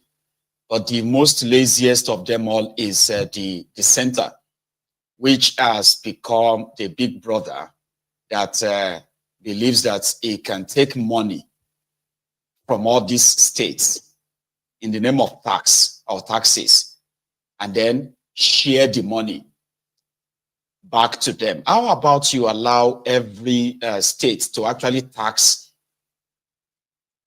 or collect their own taxes, where they can then just pay a certain percentage to the center? You know what I mean? I like, look at it this way. In my own state, the federal government is taking my VAT, for example, and then I do not have a chance to actually tax all these businesses myself. So I have to wait. Now, when they take these taxes from them, the federal government will now take 55% of the money. That is why they will take 55% of the money. The remaining 45% will now be given back to me. So it's like saying, if I take 100% of my taxes, I am paying my big brother, or I'm paying the big brother there, 55% of my money. Who make that same arrangement? So who are we then to turn around and call some of them lazy? When MTN, for example, I'll put it this way, the telecommunication companies in Nigeria, the telecommunication business in Nigeria, right? They are the highest payer of taxes, okay? And their headquarters are in Lagos. Meanwhile, Lagos, what do you call it?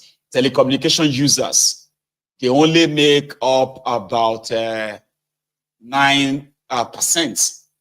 of the total users all over the country, which is still significant, by the way, but 9%, while 91% of their network users, they are scattered all over Nigeria. So when the government of at the center want to take or build them, like tax them from how much money they make in a year, they tax them, I think they take about 11 or 12% or so from them. But because their businesses headquarters are located in Lagos, so the Lagos state government will then have to tax them for the company income tax or something like that. So which means they pay about 2-3 taxes. 2 of them to the, sorry, about 4 taxes they actually pay. So they pay 2 to the federal government, 1 to the state government, and 1 to the local government. So what that simply means is that when Lagos State want to build them, they will say, okay, how much do you make this year, MTN? Not how much did you make from Lagos this year. It's just going to be how much did you make, MTN? MTN will say, we made 40 trillion naira. Okay, 40 trillion. And how much profit did you make? For example, let's say they say, we make 18 trillion naira profits. So Lagos State government will come and say, well, you are going to pay us 20% of that. So these telecommunication companies alone can pay like up to 300 billion to Lagos State as their own tax to Lagos. Then they pay another maybe 1.7 or 2 trillion naira to the federal government. So why not just let each state, okay, actually bill the consumption bills or the consumption, their consumption tax in such a way that they too can take what they are declaring in Lagos. So MTN can just declare whatever they are making in Lagos, pay it in Lagos, whatever they are making in Ondo State, let Ondo State tax them and collect their own share. Whatever they are making in Kano, let Kano State tax them and collect their share. Whatever they are making in Aba or making in, what do you call it, Imo, rather than all of these people to wait for whatever federal government says they have collected from them. So what about a tax reform that allows that? I'm just saying, because this is the difference when you say they are lazy, okay, and I understand the multiple taxation part of it as well, okay? But somehow, this multiple taxation is what gave a place like Lagos that leverage. So Lagos State can tax these companies, okay? As much as the federal government can tax them too. But the remaining 35 states in Nigeria, they can't tax these companies. They can't take anything from them. It will be considered as multiple taxation, right? So, but if that by any means, right? If that by any means means that the federal government, for example, that takes the chunk of the money because they are the one collecting the money from them in the name of, taxing these companies, then sharing the money, then they should have an arrangement that says, if this money, if these taxes they are taking from these guys, if they are coming from us, like our own contribution, so to say, so then they should determine how much the federal government should take. We'll give you 5%. If you are taking the money on our behalf, okay, we'll give you 10%, not take more than half of it. And then turn around and say, oh, they are lazy. On the part of this laziness as well, then they should also reveal the, what do you call that thing again? Is it exclusive list, or what do you call it? Exclusive list, the one that empowers the central government to control the mineral resources of Nigeria. Do you know that no state is allowed to touch their own mineral resources by law? A state cannot say, because we have crude oil, we want to sign a contract with, want to sign a deal with an oil producing company to come and extract their crude oil. They can't do it. The center has to be the only one to do it. So this is why the old tax nonsense is a fraud. But Nigeria itself is a fraud. The way the whole thing is kind of like put together is a total fraud. It is not a real place. It's not a real country. So if you want to do any, that's why some people are saying that if Nigeria is not going to break up, how about Nigeria do what is called true federalism? So true federalism in Nigeria is also a very straightforward one. Put it this way. True federalism simply means the federating unit controls their resources. And controlling your resources is not about going to somewhere to collect money. There will be no money from Abuja again, except for the poor states, very poor states where they can get subvention and what have you from the center. So true federalism simply means the Zamfara people can decide to ignore their gold and live in poverty, or ignore all their mineral resources and all that, or they can decide to sign with, investors who are going to come in and build industries around their mineral resources, create jobs, create wealth. That's true federalism. It simply means that there will be no money from Abuja.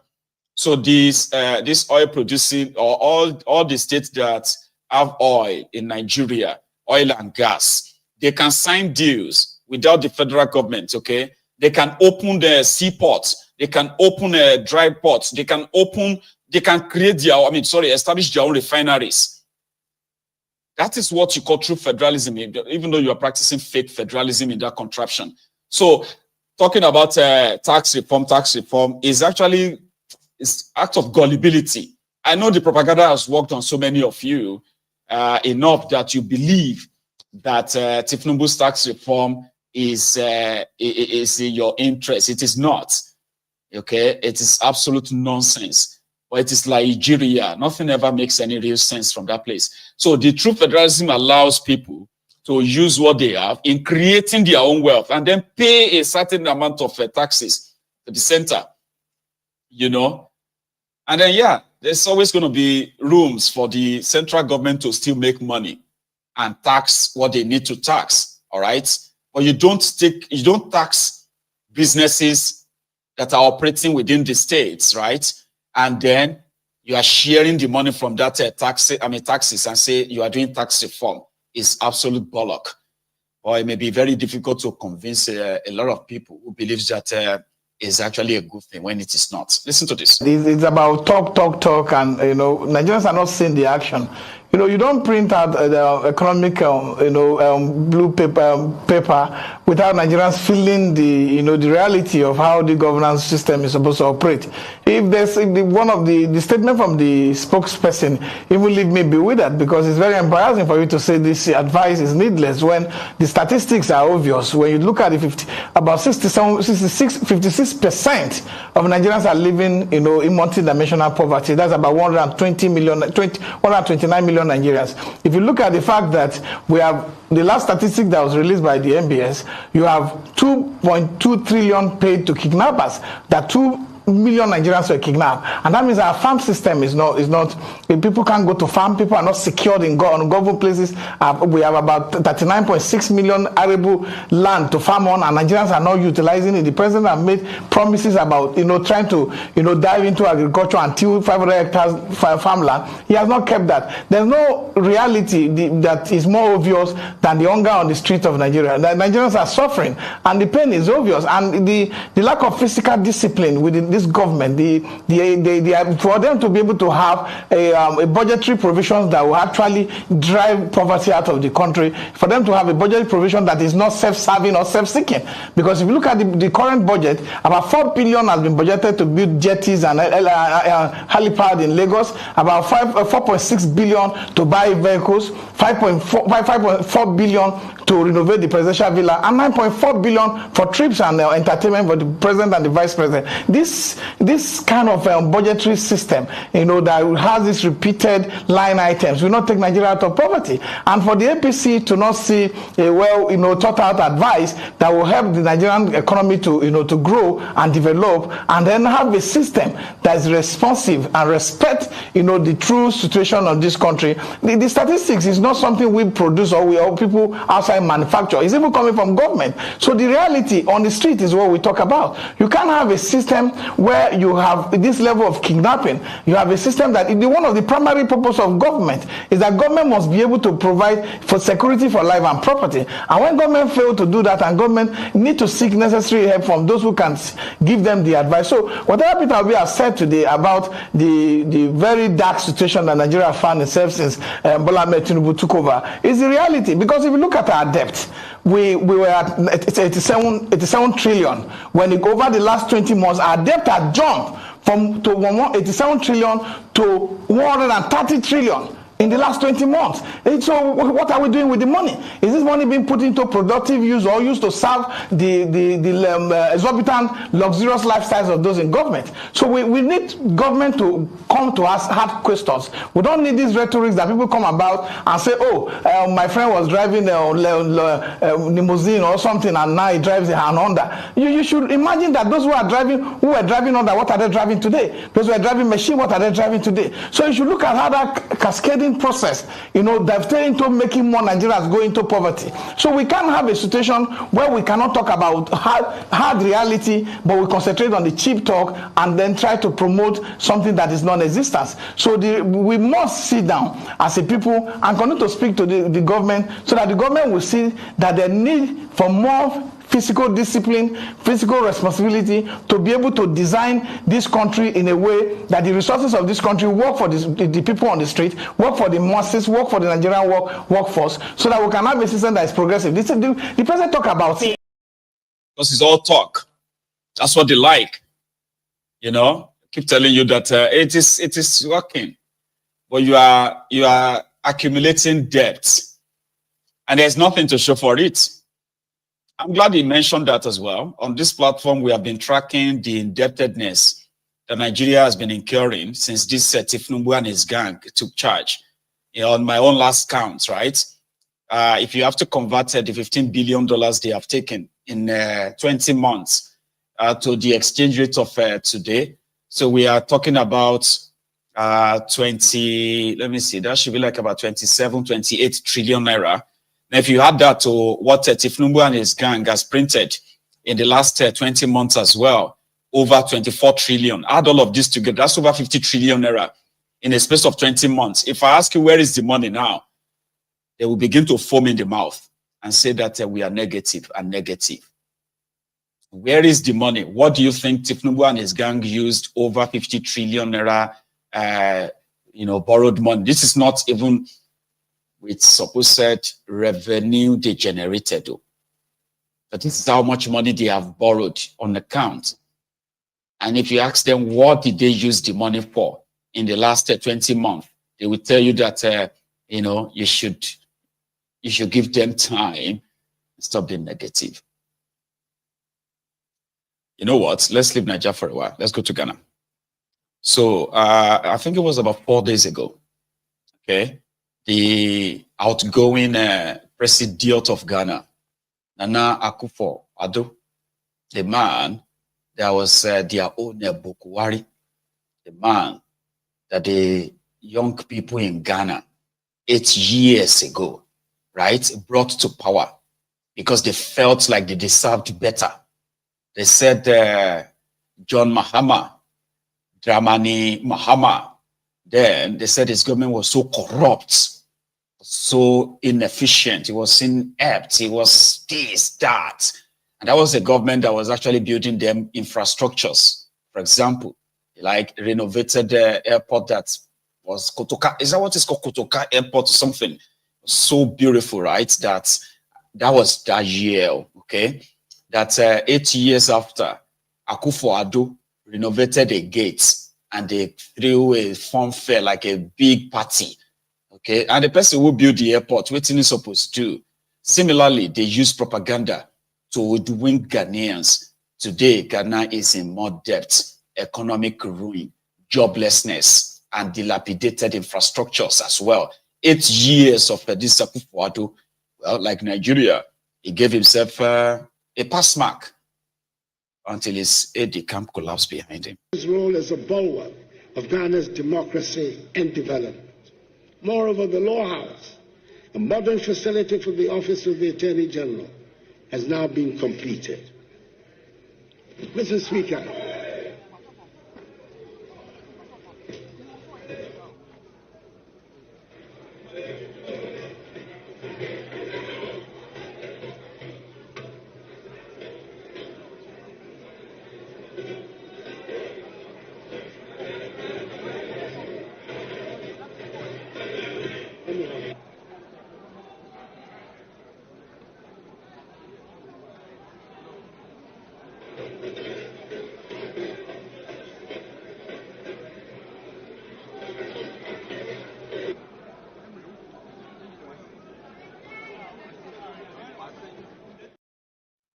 But fair enough, he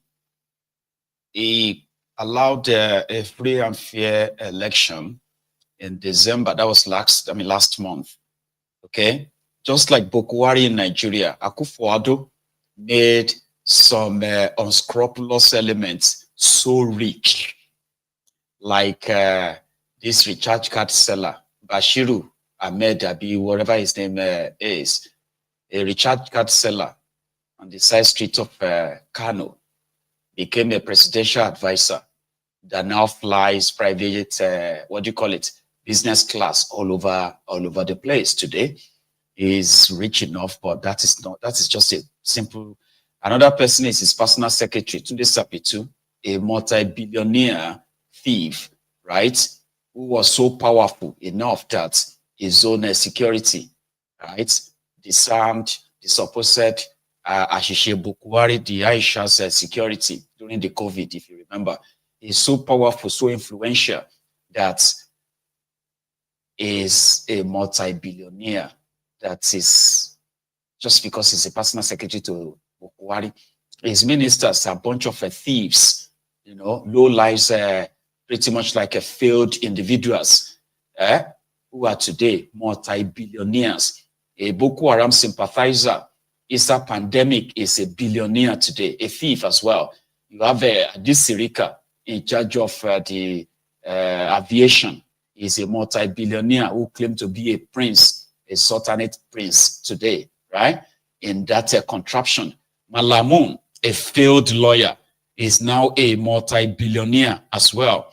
After cornering some of, the supposed returned loot, cutting himself a great deal in that instance, right? And he's a multi-billionaire today. His children are multi-billionaires, opening different businesses around the north today. I'm talking about businesses that will not be sustainable because they open them with stolen money, free money.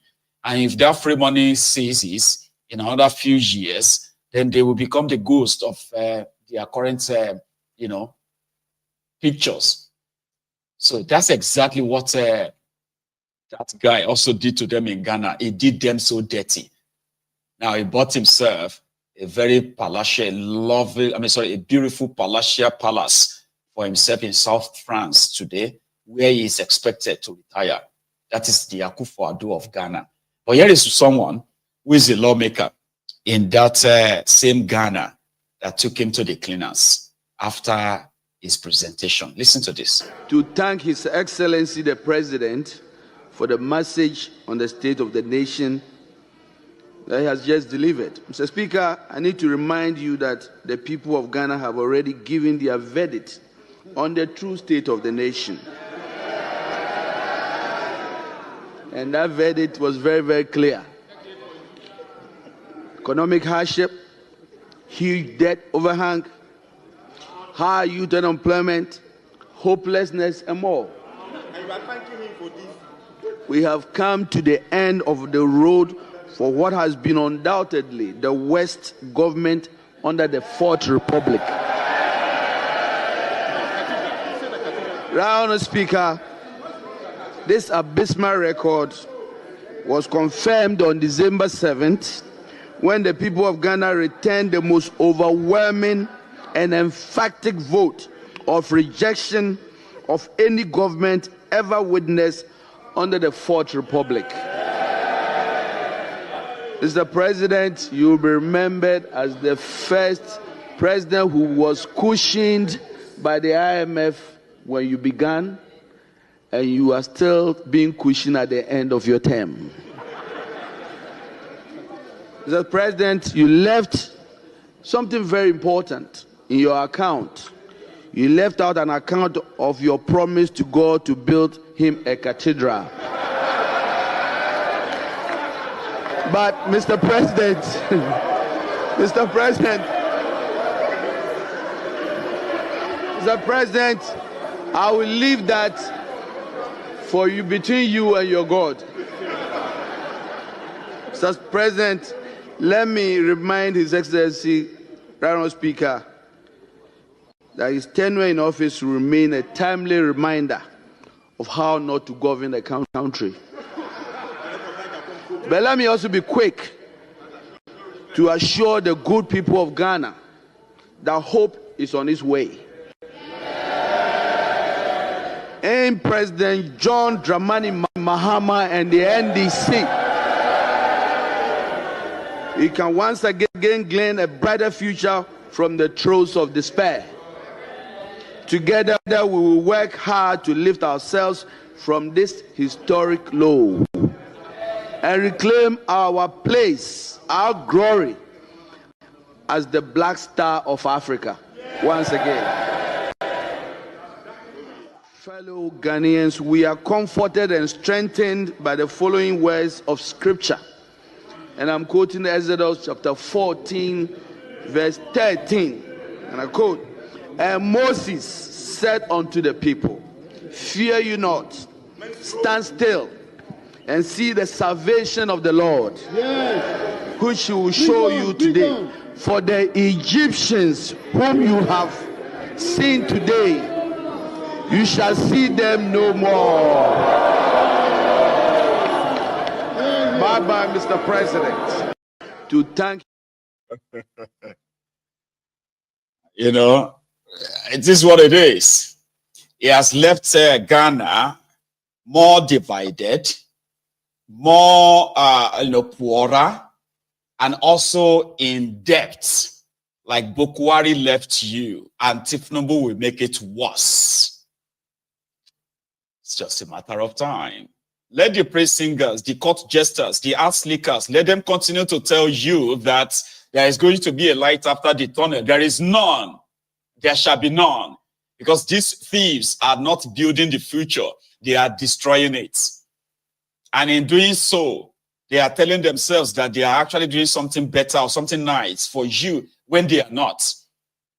And I hope some of them will live long enough to witness what they have done to you or what they are doing to you. Take a look at this. The last time we saw Obi with the supposed Nigerians who are not supposed to be fighting war. Nigeria is a country that is not at war, according to APC.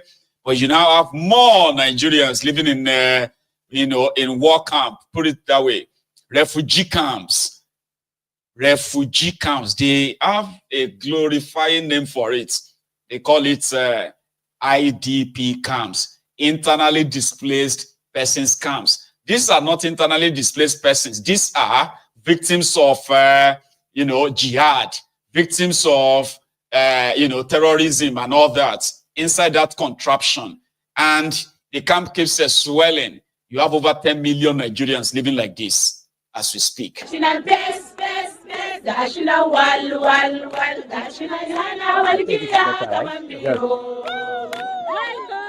My daddy, welcome, my daddy, welcome, our daddy, welcome, my daddy. Baba Obi, you are welcome. Welcome, my daddy. Baba Obi, you are welcome. Welcome, Baba Obi. Welcome, my daddy. Welcome, my daddy. Ayo, Montina, daddy, move. Ayo, daddy. Ayo, Montina, daddy, move. Ayo, daddy. Chigandale, chigandale, chigandale, chigandale, chigandale, chigandale. Dato, Obi me magani. Dato, Lungu ya shiga. Dato, Roma ya shiga. Dato, Kotoma ya shiga. Dato, Tanoma ya shiga. Dato, Samparama ya shiga. Dato, IDP ya shiga. Dato, Lungu ka shiga. Obi me magani. Obi me magani.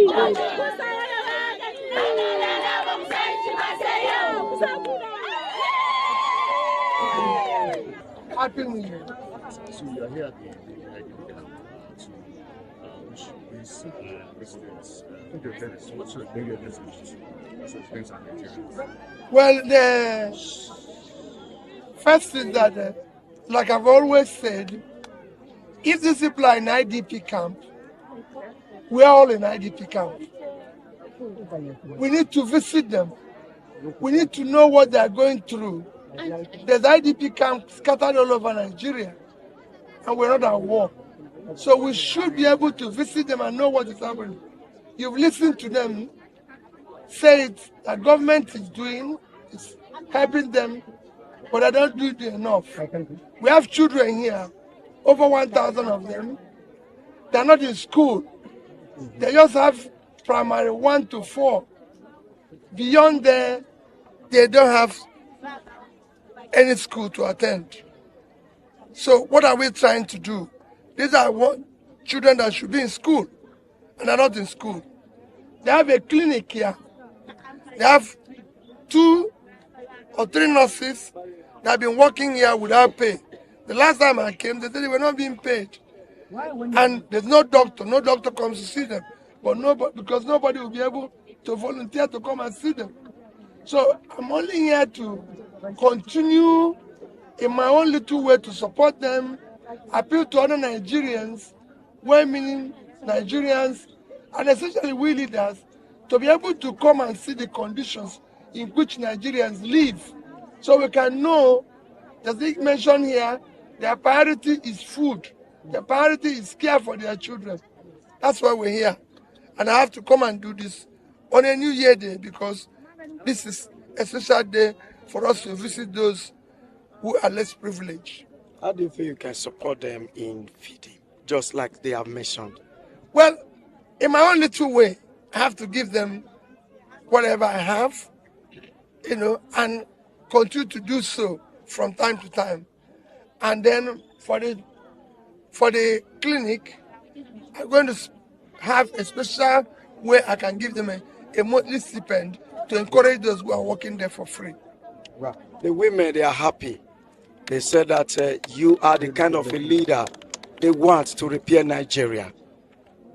They are happy, and they want you to come out. Maybe next time, after the 2023 general election, they wanted you, but you couldn't make it. They want you to come out, maybe 2027. Are you willing to come out? Well, for me, what is important now is that we look after them.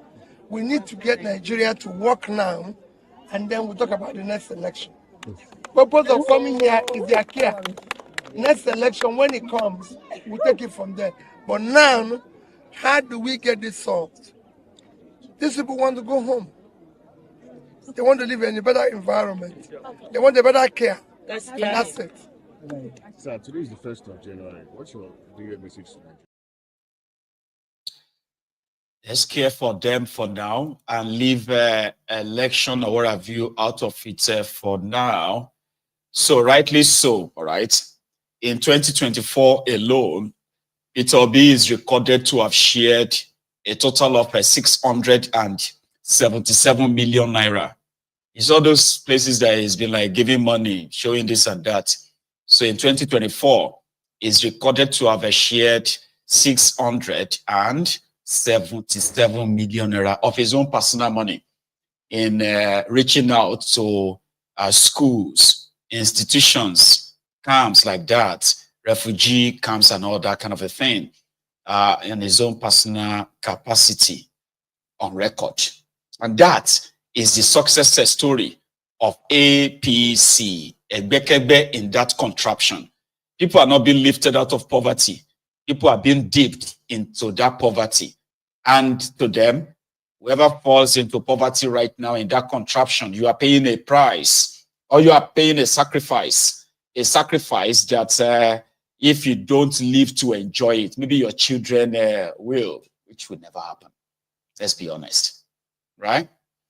A woman served Nigeria for 30 years as a police officer. So when she retired, they gave her 1.7 million naira, which is $1,000 or $1,100 value of gratuity. Then she cried out, like, it's kind of like a mixed thing, okay? We don't like police, but I do kind of like women who try to do the job of men in this regard. And I feel sorry for this woman. And it's just a textbook definition of what it is not to put your life on the line in the name of trying to work for Nigeria. It's going to always end in tears. I want to feel sorry for her. Yes, good afternoon. My name is Esther Marcos, a retired DSP in the Nigerian Police Force. I retired 2018 November 2018. I just want to use myself as a case study. It's applicable to every other police officer that is under this dirty contributory pension scheme. So I'm using myself as a case study. After serving for 35 years, though, I joined the Nigerian Police Force at a very young age.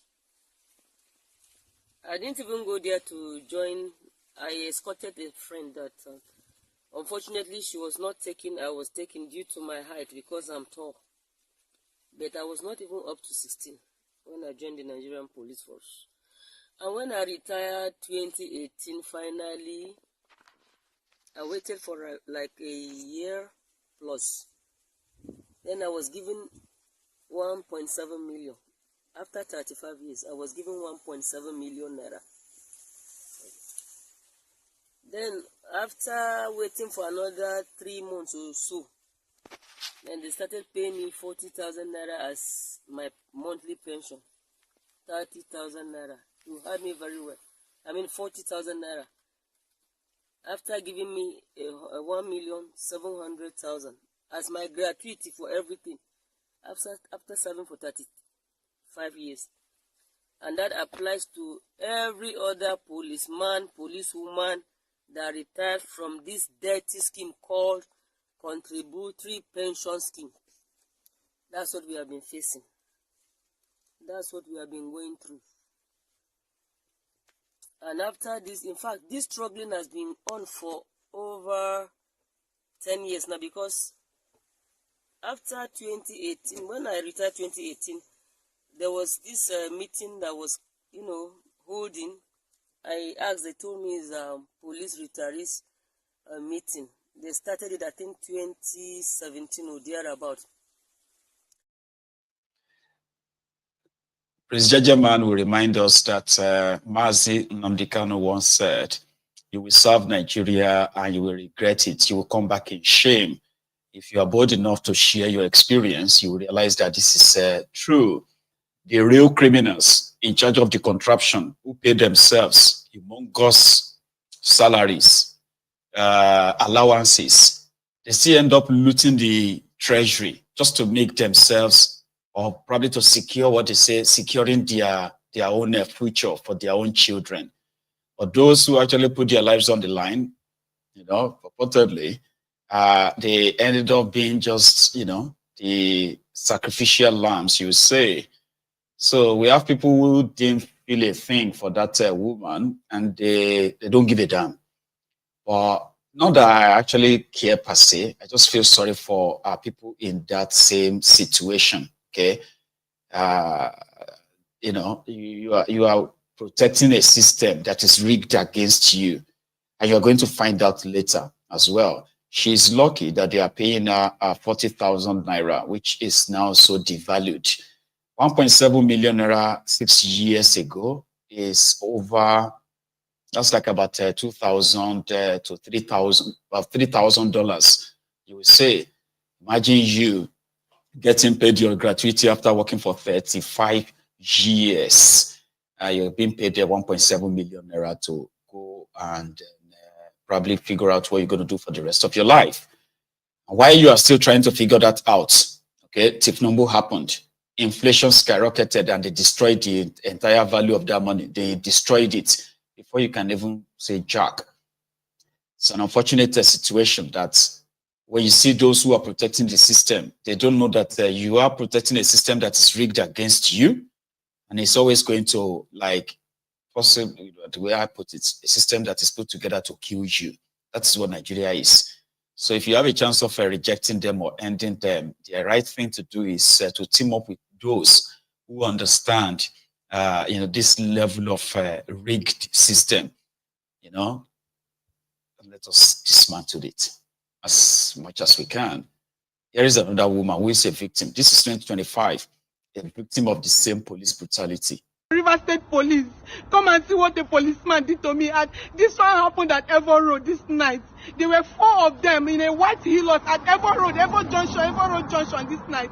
This is what the policeman did to me. They slapped me. They asked me to come down from the car. They were flashing torch in my eyes and I refused to come down. They were putting torch in my eyes. I said, sir, please bring down the torch. Policeman, they started slapping me. They started beating me. I'm calling on River State Police. This is what the policeman did to me. Look at my ear.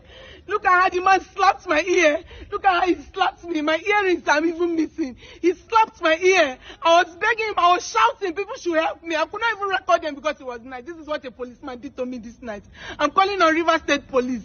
This is what the policeman did to me this night. VDM. I'm calling on VDM to help me. This is what policeman did to me this night. I did not do anything to them. They did not see any. I don't smoke. I don't drink. I did not do anything to any police this night. I was passing. They were flashing torch in my eyes. They asked me to stop. I stopped. And he wanted to search me. And he was flashing torch in my eye. I asked him to bring down the torch. He started slapping me. This man started slapping me. It will never be well with this policeman. I was not able to record him because they were beating me. 4 of them. 4 of them, they were beating me. One slapped my ear like this. I did not insult him. I did not say any harsh word to him, but that man beat me up like this. River State Police. You see, that is the picture of the Nigerian police, accurate picture of Nigerian police that majority of Nigerians actually have in their memory. Organized criminals, dangerous criminals, so mindless and so callous that if they slap you and beat you bloody, but didn't shoot or kill you, it's considered you being lucky. It's considered that you are lucky that they did not shoot you or kill you. Well, I kind of have been told that they are indeed working on apprehending these rogues in uniform, but they are everywhere. you know, once in a while when people make the video of these atrocities, they do bring back what you can call the PTSD. For some people who have actually had first-hand experience with these murderous rogues, the terrorists in uniform, Nigerian policemen, criminals, right? It brings back some PTSD, some memories for some people. But this is just one out of over 1,000 or more of their daily victims. They always, every day, and they have no plan of changing. They won't. We've had instances where I wanted to believe that, you see, in this day and time of social media, the Nigerian police guys should be sensible enough to actually control how they relate with the people or the public. But no, they don't give a damn. This is 2025. The barbarians are still, I mean, you know, they are going to even do worse. And you will only be able to see 1 or 2 or 3 of these atrocities on social media. Others who probably won't live to tell the story, and those who live to tell the stories but never wanted any publicity on it, they just learn to cope with it as their way of life in that contraption. So there is one thing as well. I think what they call them. You see, there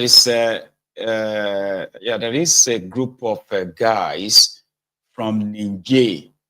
They have a name for them. Let me see if I still have that here. The Bokayen. They call them the Bokayen groups. Okay, so they are like, you know, they are Niger Republic is considered. You know, the Fulani and other, you know, it's populated by, you know, the Hausa, Fulanis and all that, other kind of like tribes, in my own view, all right? And they are mostly Muslims, you know.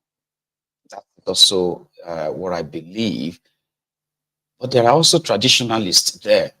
The Bokayen group are like the, you know, the traditionalists, sort of.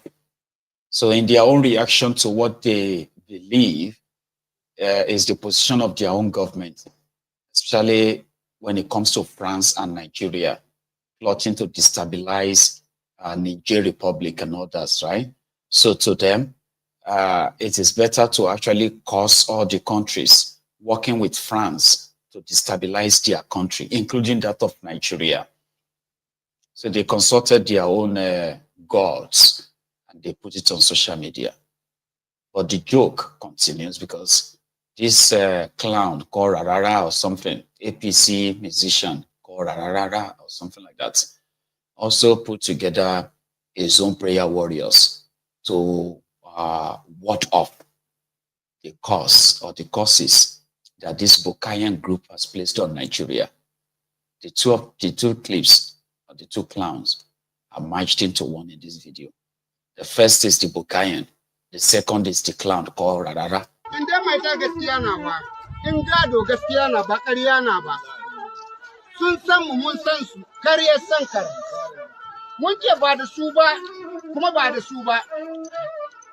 Munke Chani kuma sai da Chani ba kusa ba nesa munke ba da kowa ba sai da Chani kuma sai da Chani ba da kowa ba barkutu ye barkutu kudu zambante wakili bai da wakili bai da kan goro illa bora bor hatta ibraya iber tarai bonnago wallahi bonni do ga mizadu wallahi kin balberi irgo ga danjo tamfa danjo irgo ga tamfa danjo go kuma mu fa wallahi maskani hawoga logu na bai ma yayi hantumin sa irni da ya dinno irga ibir wani kurlogu an tara bokaye ni kuma na zo in ga muku to ga fa abin da yake faruwa domin daga yau mun fara karatun alqur'ani har sai mun tabbatar da bokayen da aljanun duka sun gudu masha Allah insha Allah ka kawo na magarin Allah lafiya ce shi ma wannan maci amanan da yazo ya ci amanan mai gidan shi ya ci amanan kasai kuma yake kokarin ya ce sai ya halatta mu kanshi wani abu wanda ba nashi bane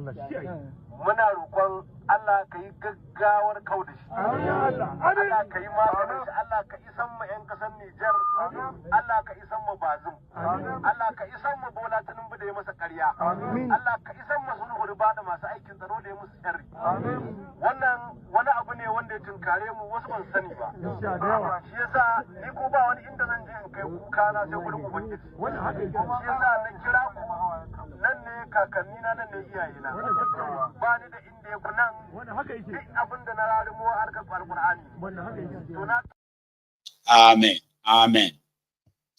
Because the conversation was that the Nigerian group, they have placed evil spirit curses on Nigeria.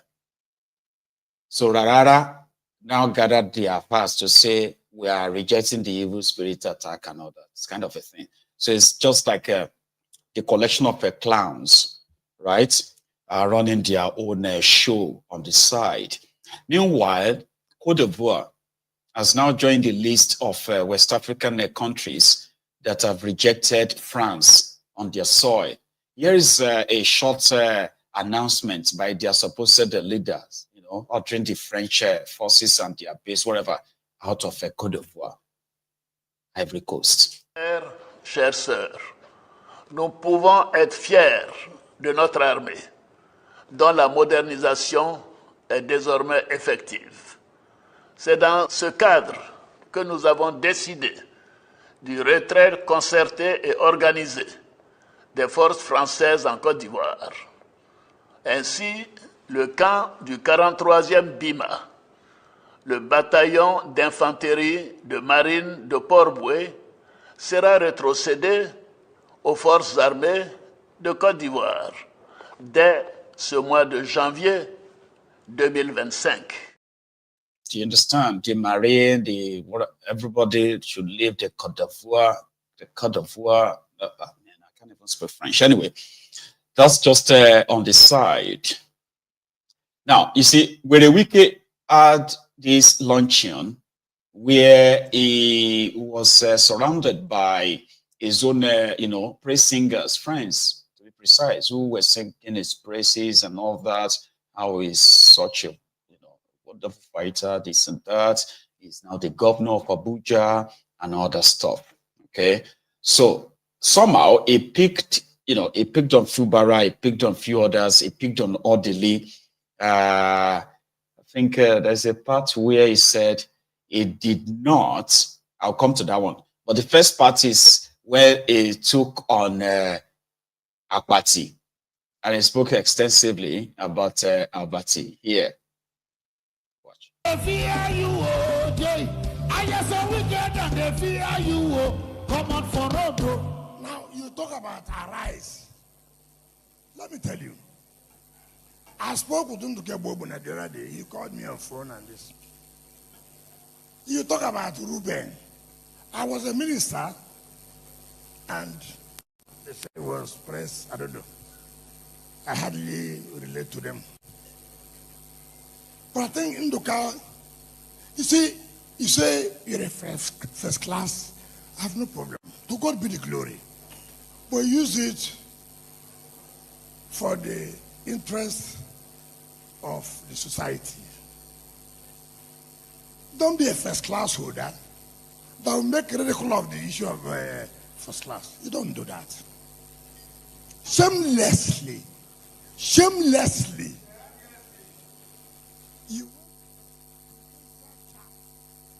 media. The only person you can pick on is me.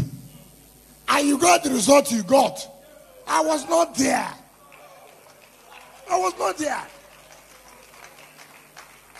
If I say now how I served him, they'll say, anytime you hear people, you say.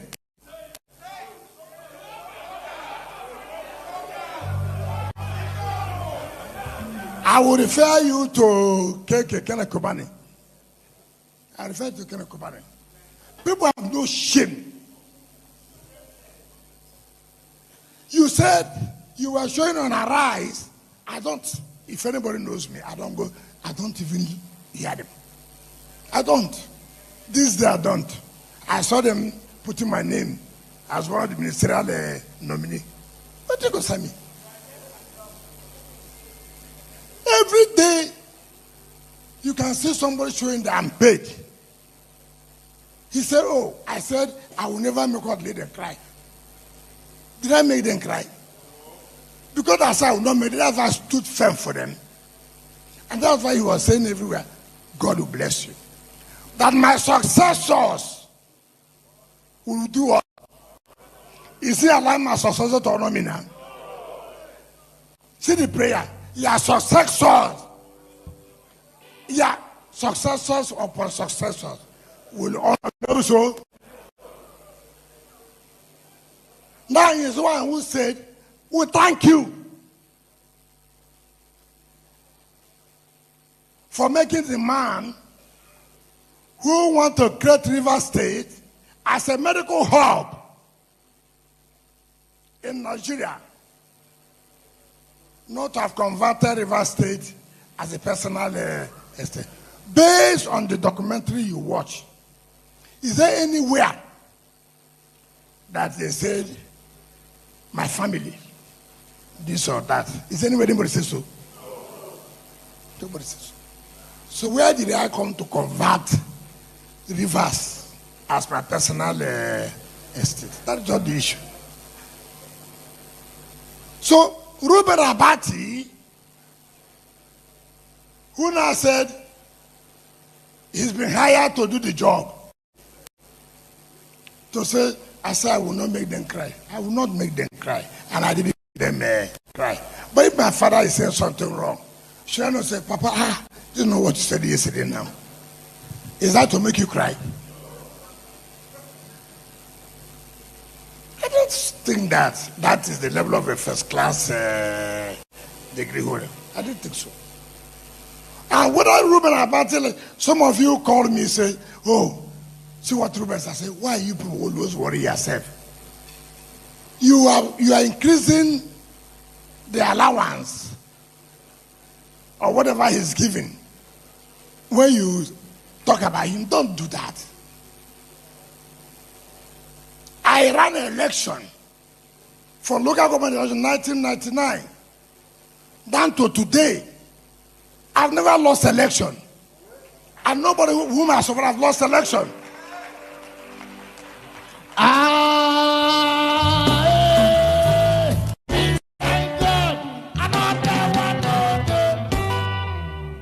Ruben contested the election as deputy governor in Ogun State. First time. Fair and very woefully. Not as governor, deputy. He fared woefully.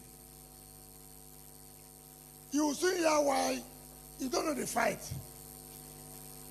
Oh, I fought Obi. Oh, I fought. I have no regret. He has no regrets. Well, just before we call it a night, there's this clip that actually got me thinking. It is about the vandals that, you know, after we condemn the atrocious activities of the supposed political office holders, the criminals, the career criminals, we should not neglect the collaborative criminality of the citizens themselves. You see these vandals that usually steal, manhole covers. In my own opinion, right, if anybody is caught stealing the manhole covers, it's all those covers you see on the road, covering these deep holes, right? Now, if you see people who are stealing them, most of them are these aboki bowlers, okay, just bowlers. They know what they are doing, but they do not understand the consequences of what they are doing. So a guy shared a video that really got me a little bit like, I don't know which word to use. Like I got really crazy about it. Like, what the heck, man?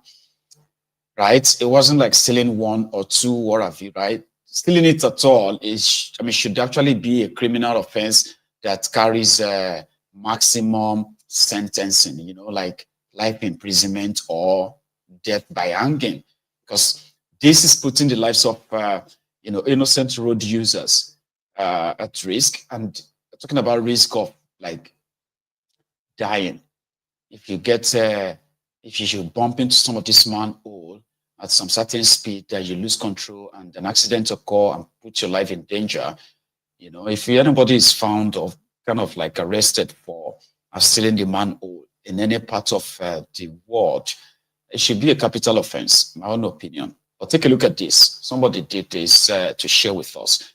This was in Abuja. Come and video this one. This one is new. Look at this. Look, they just did this one now. They did it either yesterday or this morning. So they'll come to the middle of the road. By the way, this is highway, for God's sake. This is the central area of the FCT. They just removed this one too. And they are removing these things and selling them, for God's sake. They are selling them for scrap. Look at what somebody will do to government property. And later they'll blame the government for all the problems. It's easier for you guys to blame Tinubu, but look at what some idiot is doing to his own country. The recorder. Bring them here, bring the camera here.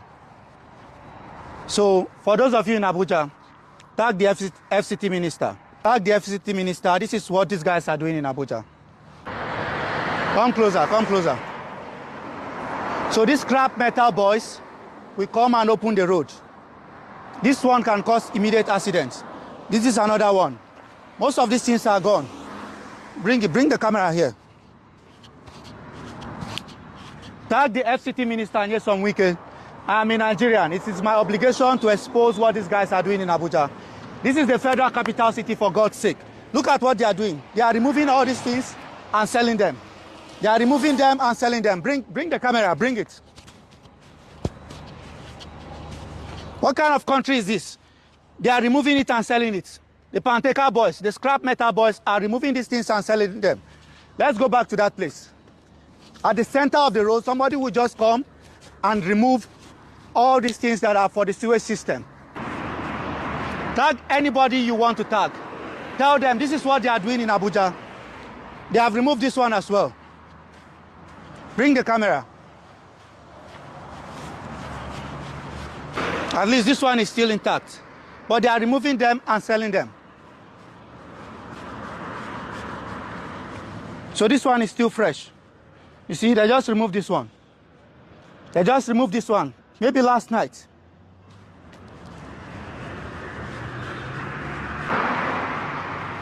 And damage your car and cause one serious accident. This is what these boys are doing in Abuja. Almost. Did you see that? See that?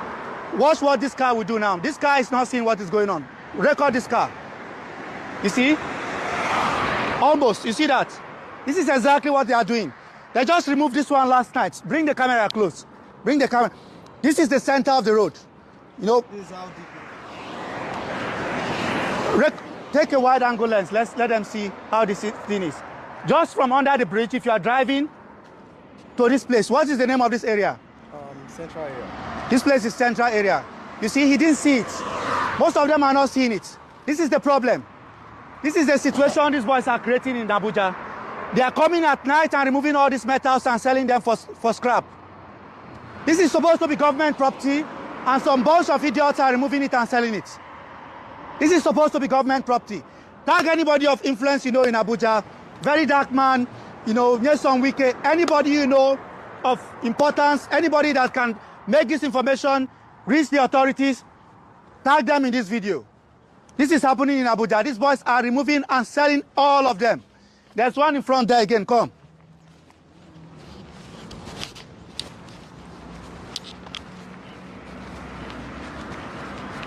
They just removed this one. All these things are new. Take a look at this. You see? They are removing them and selling them. This one too, they just removed this one. Video this one, they just removed it. Eh? This is what they are doing to the FCT. And later you say the government is not working. Later you guys will say that government is not doing their job. You blame the government for all the problems. And if government puts in place infrastructure, come on for road. If government puts infrastructure in place, these boys will come and remove it. This is what they are doing. Come and video this one. This one is new. Look at this. Look, they just did this one now. They did it either yesterday or this morning. So they'll come to the middle of the road. By the way, this is highway, for God's sake. This is the central area of the FCT. Close to the, is that the Ministry of Agriculture? What is the landmark there? Let's see. Bank of Agriculture. Close to the Bank of Agriculture. the other side of the lane. This is the Bank of Agriculture, and this is what they have done. They have pillaged all of these things, all of it. See, bring the camera here. They are removing everything. We always blame government for the, look, they are cutting these ones. They are bringing machine and cutting them. Look at what somebody just did here. Take a look at this, for God's sake. This is supposed to be the Federal Capital Territory. And all these boys are removing these things and selling them. Federal Capital Territory is supposed to be the headquarters of the country. You know, something is that, I mean, I would personally believe that if the city is a functional one, that road should have been shut down by now. Okay? Because the amount of the manhole they have removed, right? It's like we are talking about tens, like about 30, 40, if not more, they have removed. So I would expect the authorities to have shut the road, because driving on that road right now is like trying to kill yourself. You understand? Like if there's a manhole removed in the major highway here, they probably would have shut that lane and quickly try to fix it. But fair enough, social media also bring attention to all these things. That another person made a video of the response, which was today as well, covering the manhole again. All right, guys, I'm back, in Abuja to show you guys the video I posted yesterday about the vandalism in the Federal Capital Territory. If you look at this is the manhole on the road that was vandalized yesterday. You see, we have the engineers on site. These are from Zago Technical and Engineering Limited. They are working on fixing the manhole. The FCT minister and the people working with him are responding swiftly after, some people posted videos about this yesterday. So we have responsibility as Nigerians in order to expose what these criminals are doing in the Federal Capital Territory. And anytime we speak, the government is responding. And I'm really glad that the FCT minister is responding swiftly through the people that are working under him, particularly with Zago Technical and Engineering Limited. That is the owner of the company over there. And he has explained to me that if you see anybody vandalizing this manhole, you can tag me in the video and I'll contact him directly and I'll give you a reward of 100,000 naira. We have a responsibility to protect public assets. So this is not the only one. From what he's saying that they have vandalized close to 13 of this manhole. And this cannot be allowed to continue. So, sir, you said they have vandalized how many of them? 13 numbers within only this V12. The other side, which is V6, they have also vandalized some. But the major ones we have seen yesterday was 13 numbers, yes, which we are going to count the ones we lost on the V12, V6 as well. All right, thank you so much, guys. I'm really impressed by the way the FCT minister and your company and anybody in charge of this is responding swiftly. This is what we need in Nigeria. Thank you so much. So, guys, let's continue to support. Yep. I mean, that is on record that they responded, which is what it should be like when you raise awareness that way, right? If you have a working system, you expect them to react. And yes, we have seen that they actually reacted. And yeah, you may not agree with them 100% all the time, but sometimes when you see an effort being put in place as it should be, then we should also mention it, okay? So thank you so much, everyone. I couldn't really come back yesterday to come and offload some of this stuff.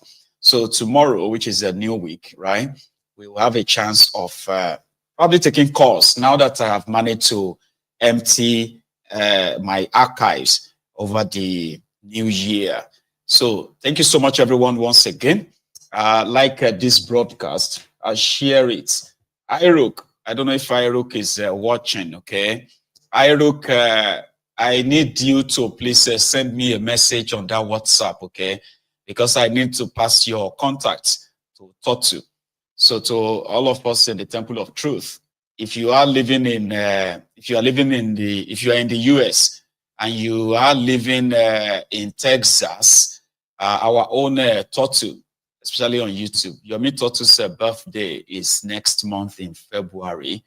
And, you know, he's pretty much asking me to get the contact of some of you that usually engage yourself on the platform that would like to attend as well. So all of us may be going to Texas early. I plan to be in the US myself, at least by the 20th of February. So I'm supposed to be in the US with the family, Agbeke and the children, okay? But being my first time of actually visiting the US. So we are currently trying to work something out as well, see where we can have our meet and greet time to my friends in the US. So it hasn't been finalized, by the way, but Totu wants me to be in the US before the 20th. So it's all kind of like being planned. So if you are in Texas, or you are willing to be in Texas in February, right? You may be having me as well as others in, one single place. So I'm looking forward to that though. But if there's anything at all being planned, especially for the Templars in the US, so those of you probably living close to Texas as well. So I will let everybody know. So around the right time. Yeah, Iruk, if you can send me that message and say, well, just say this is Iruk, okay? Because I've got so many numbers that I may not be able to sieve through to get yours. But if you can send me one and say, well, this is Iruk, you can pass my contact to Totu. I will do that. It's a personal request. To the rest of us, I want to say a very big thank you to us. Obi Okeke, God bless you for your super chat. My dear man, EA2, bless you. And lastly, Igbalude, God bless you too. Thank you so much, everyone, for your time. I am going to see you again tomorrow. If I'm going to be on in the afternoon, you also get to know as well, right? Thanks so much for spending your evening with me from this part. All right, I'll say good night to everyone. Good night.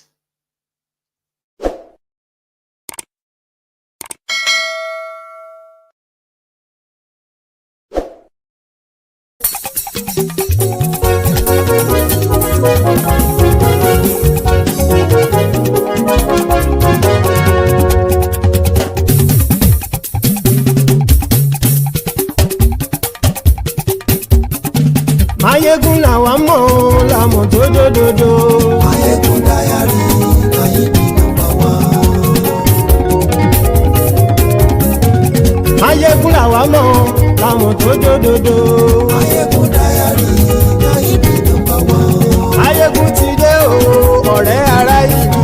Mayegun dayari Mayebi number one. Lórí Facebook lórí YouTube. Mayegun dayari Mayebi number one. Gbogbo bó ṣe ń lọ ni Mayegun já wa sí.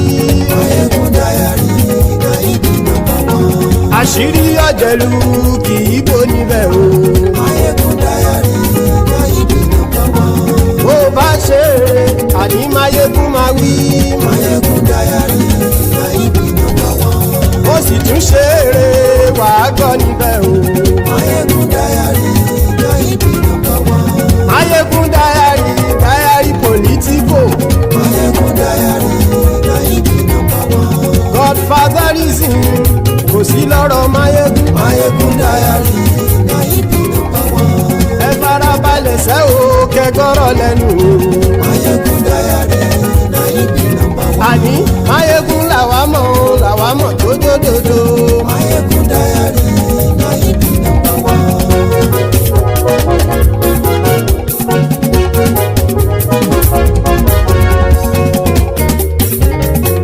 Àní ẹ̀sùn ràkì. Mayegun ti dé. Mayegun ti dé. Ọ̀jẹ̀lú ẹ̀sùn ràkì. Mayegun ti dé. Àní ẹ̀sùn ràkì. Mayegun ti dé. Lórí Facebook. Mayegun ti dé. Àní ẹ̀sùn ràkì. Mayegun ti dé. Lórí YouTube. Mayegun ti dé. Àní ẹ̀sùn ràkì.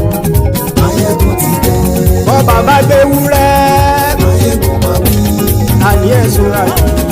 Máyégún ti dé. Ijó ìgbádìyẹ. Máyégún máa wí. Àní ẹ̀sùn àjò. Máyégún ti dé. Bí pẹ̀sìdó bá rúfin o. Máyégún máa wí. Àní ẹ̀sùn àjò. Máyégún ti dé. Bí gómìnà gbówó jẹ. Máyégún máa wí. Àní ẹ̀sùn àjò. Máyégún ti dé. Ọlọ́pàá tí ń darí bá. Máyégún máa wí. Àní ẹ̀sùn àjò. Máyégún ti dé. Aṣòfin tí ń rúfin o. Máyégún máa wí. Àní ẹ̀sùn àjò. Máyégún ti dé. Òpùrọ́ olóṣèlú. Máyégún máa wí. Àní ẹ̀sùn àjò. Máyégún ti dé. Ọ̀jẹ̀lú ẹ̀sùn ràgì. Máyégún ti dé. Àní ẹ̀sùn ràgì. Máyégún ti dé.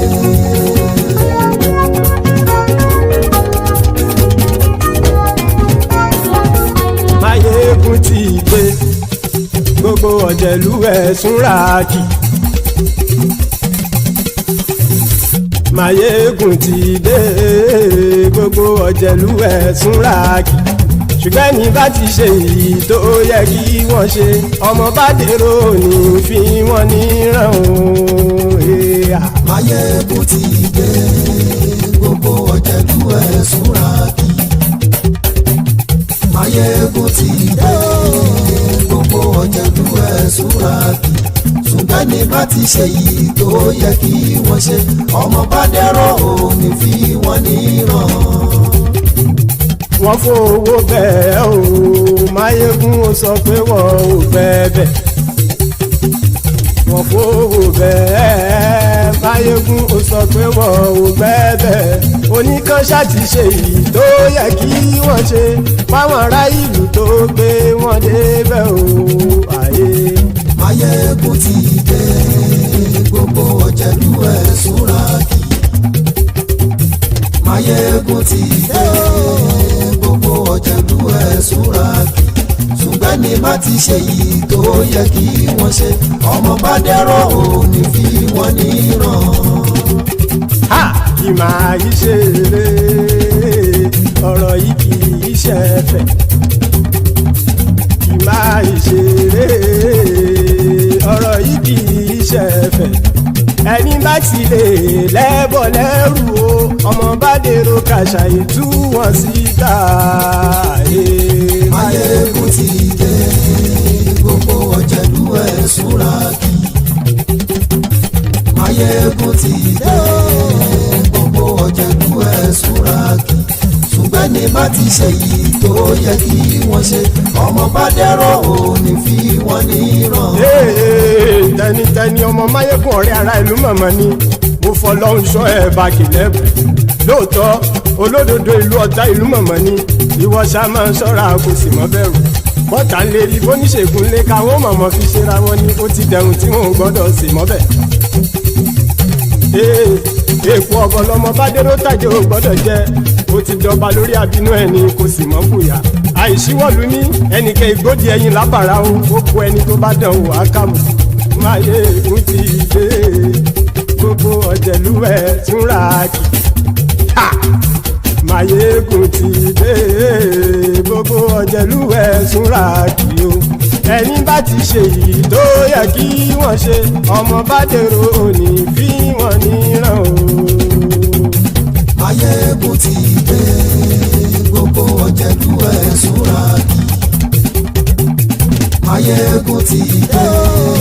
Gbogbo ọ̀jẹ̀lú ẹ̀sùn ràgì. Ṣùgbọ́n ní bá ti ṣe yìí tó yẹ kí wọ́n ṣe, ọmọ bá dẹ́rọ̀ ò ní fi wọ́n níran.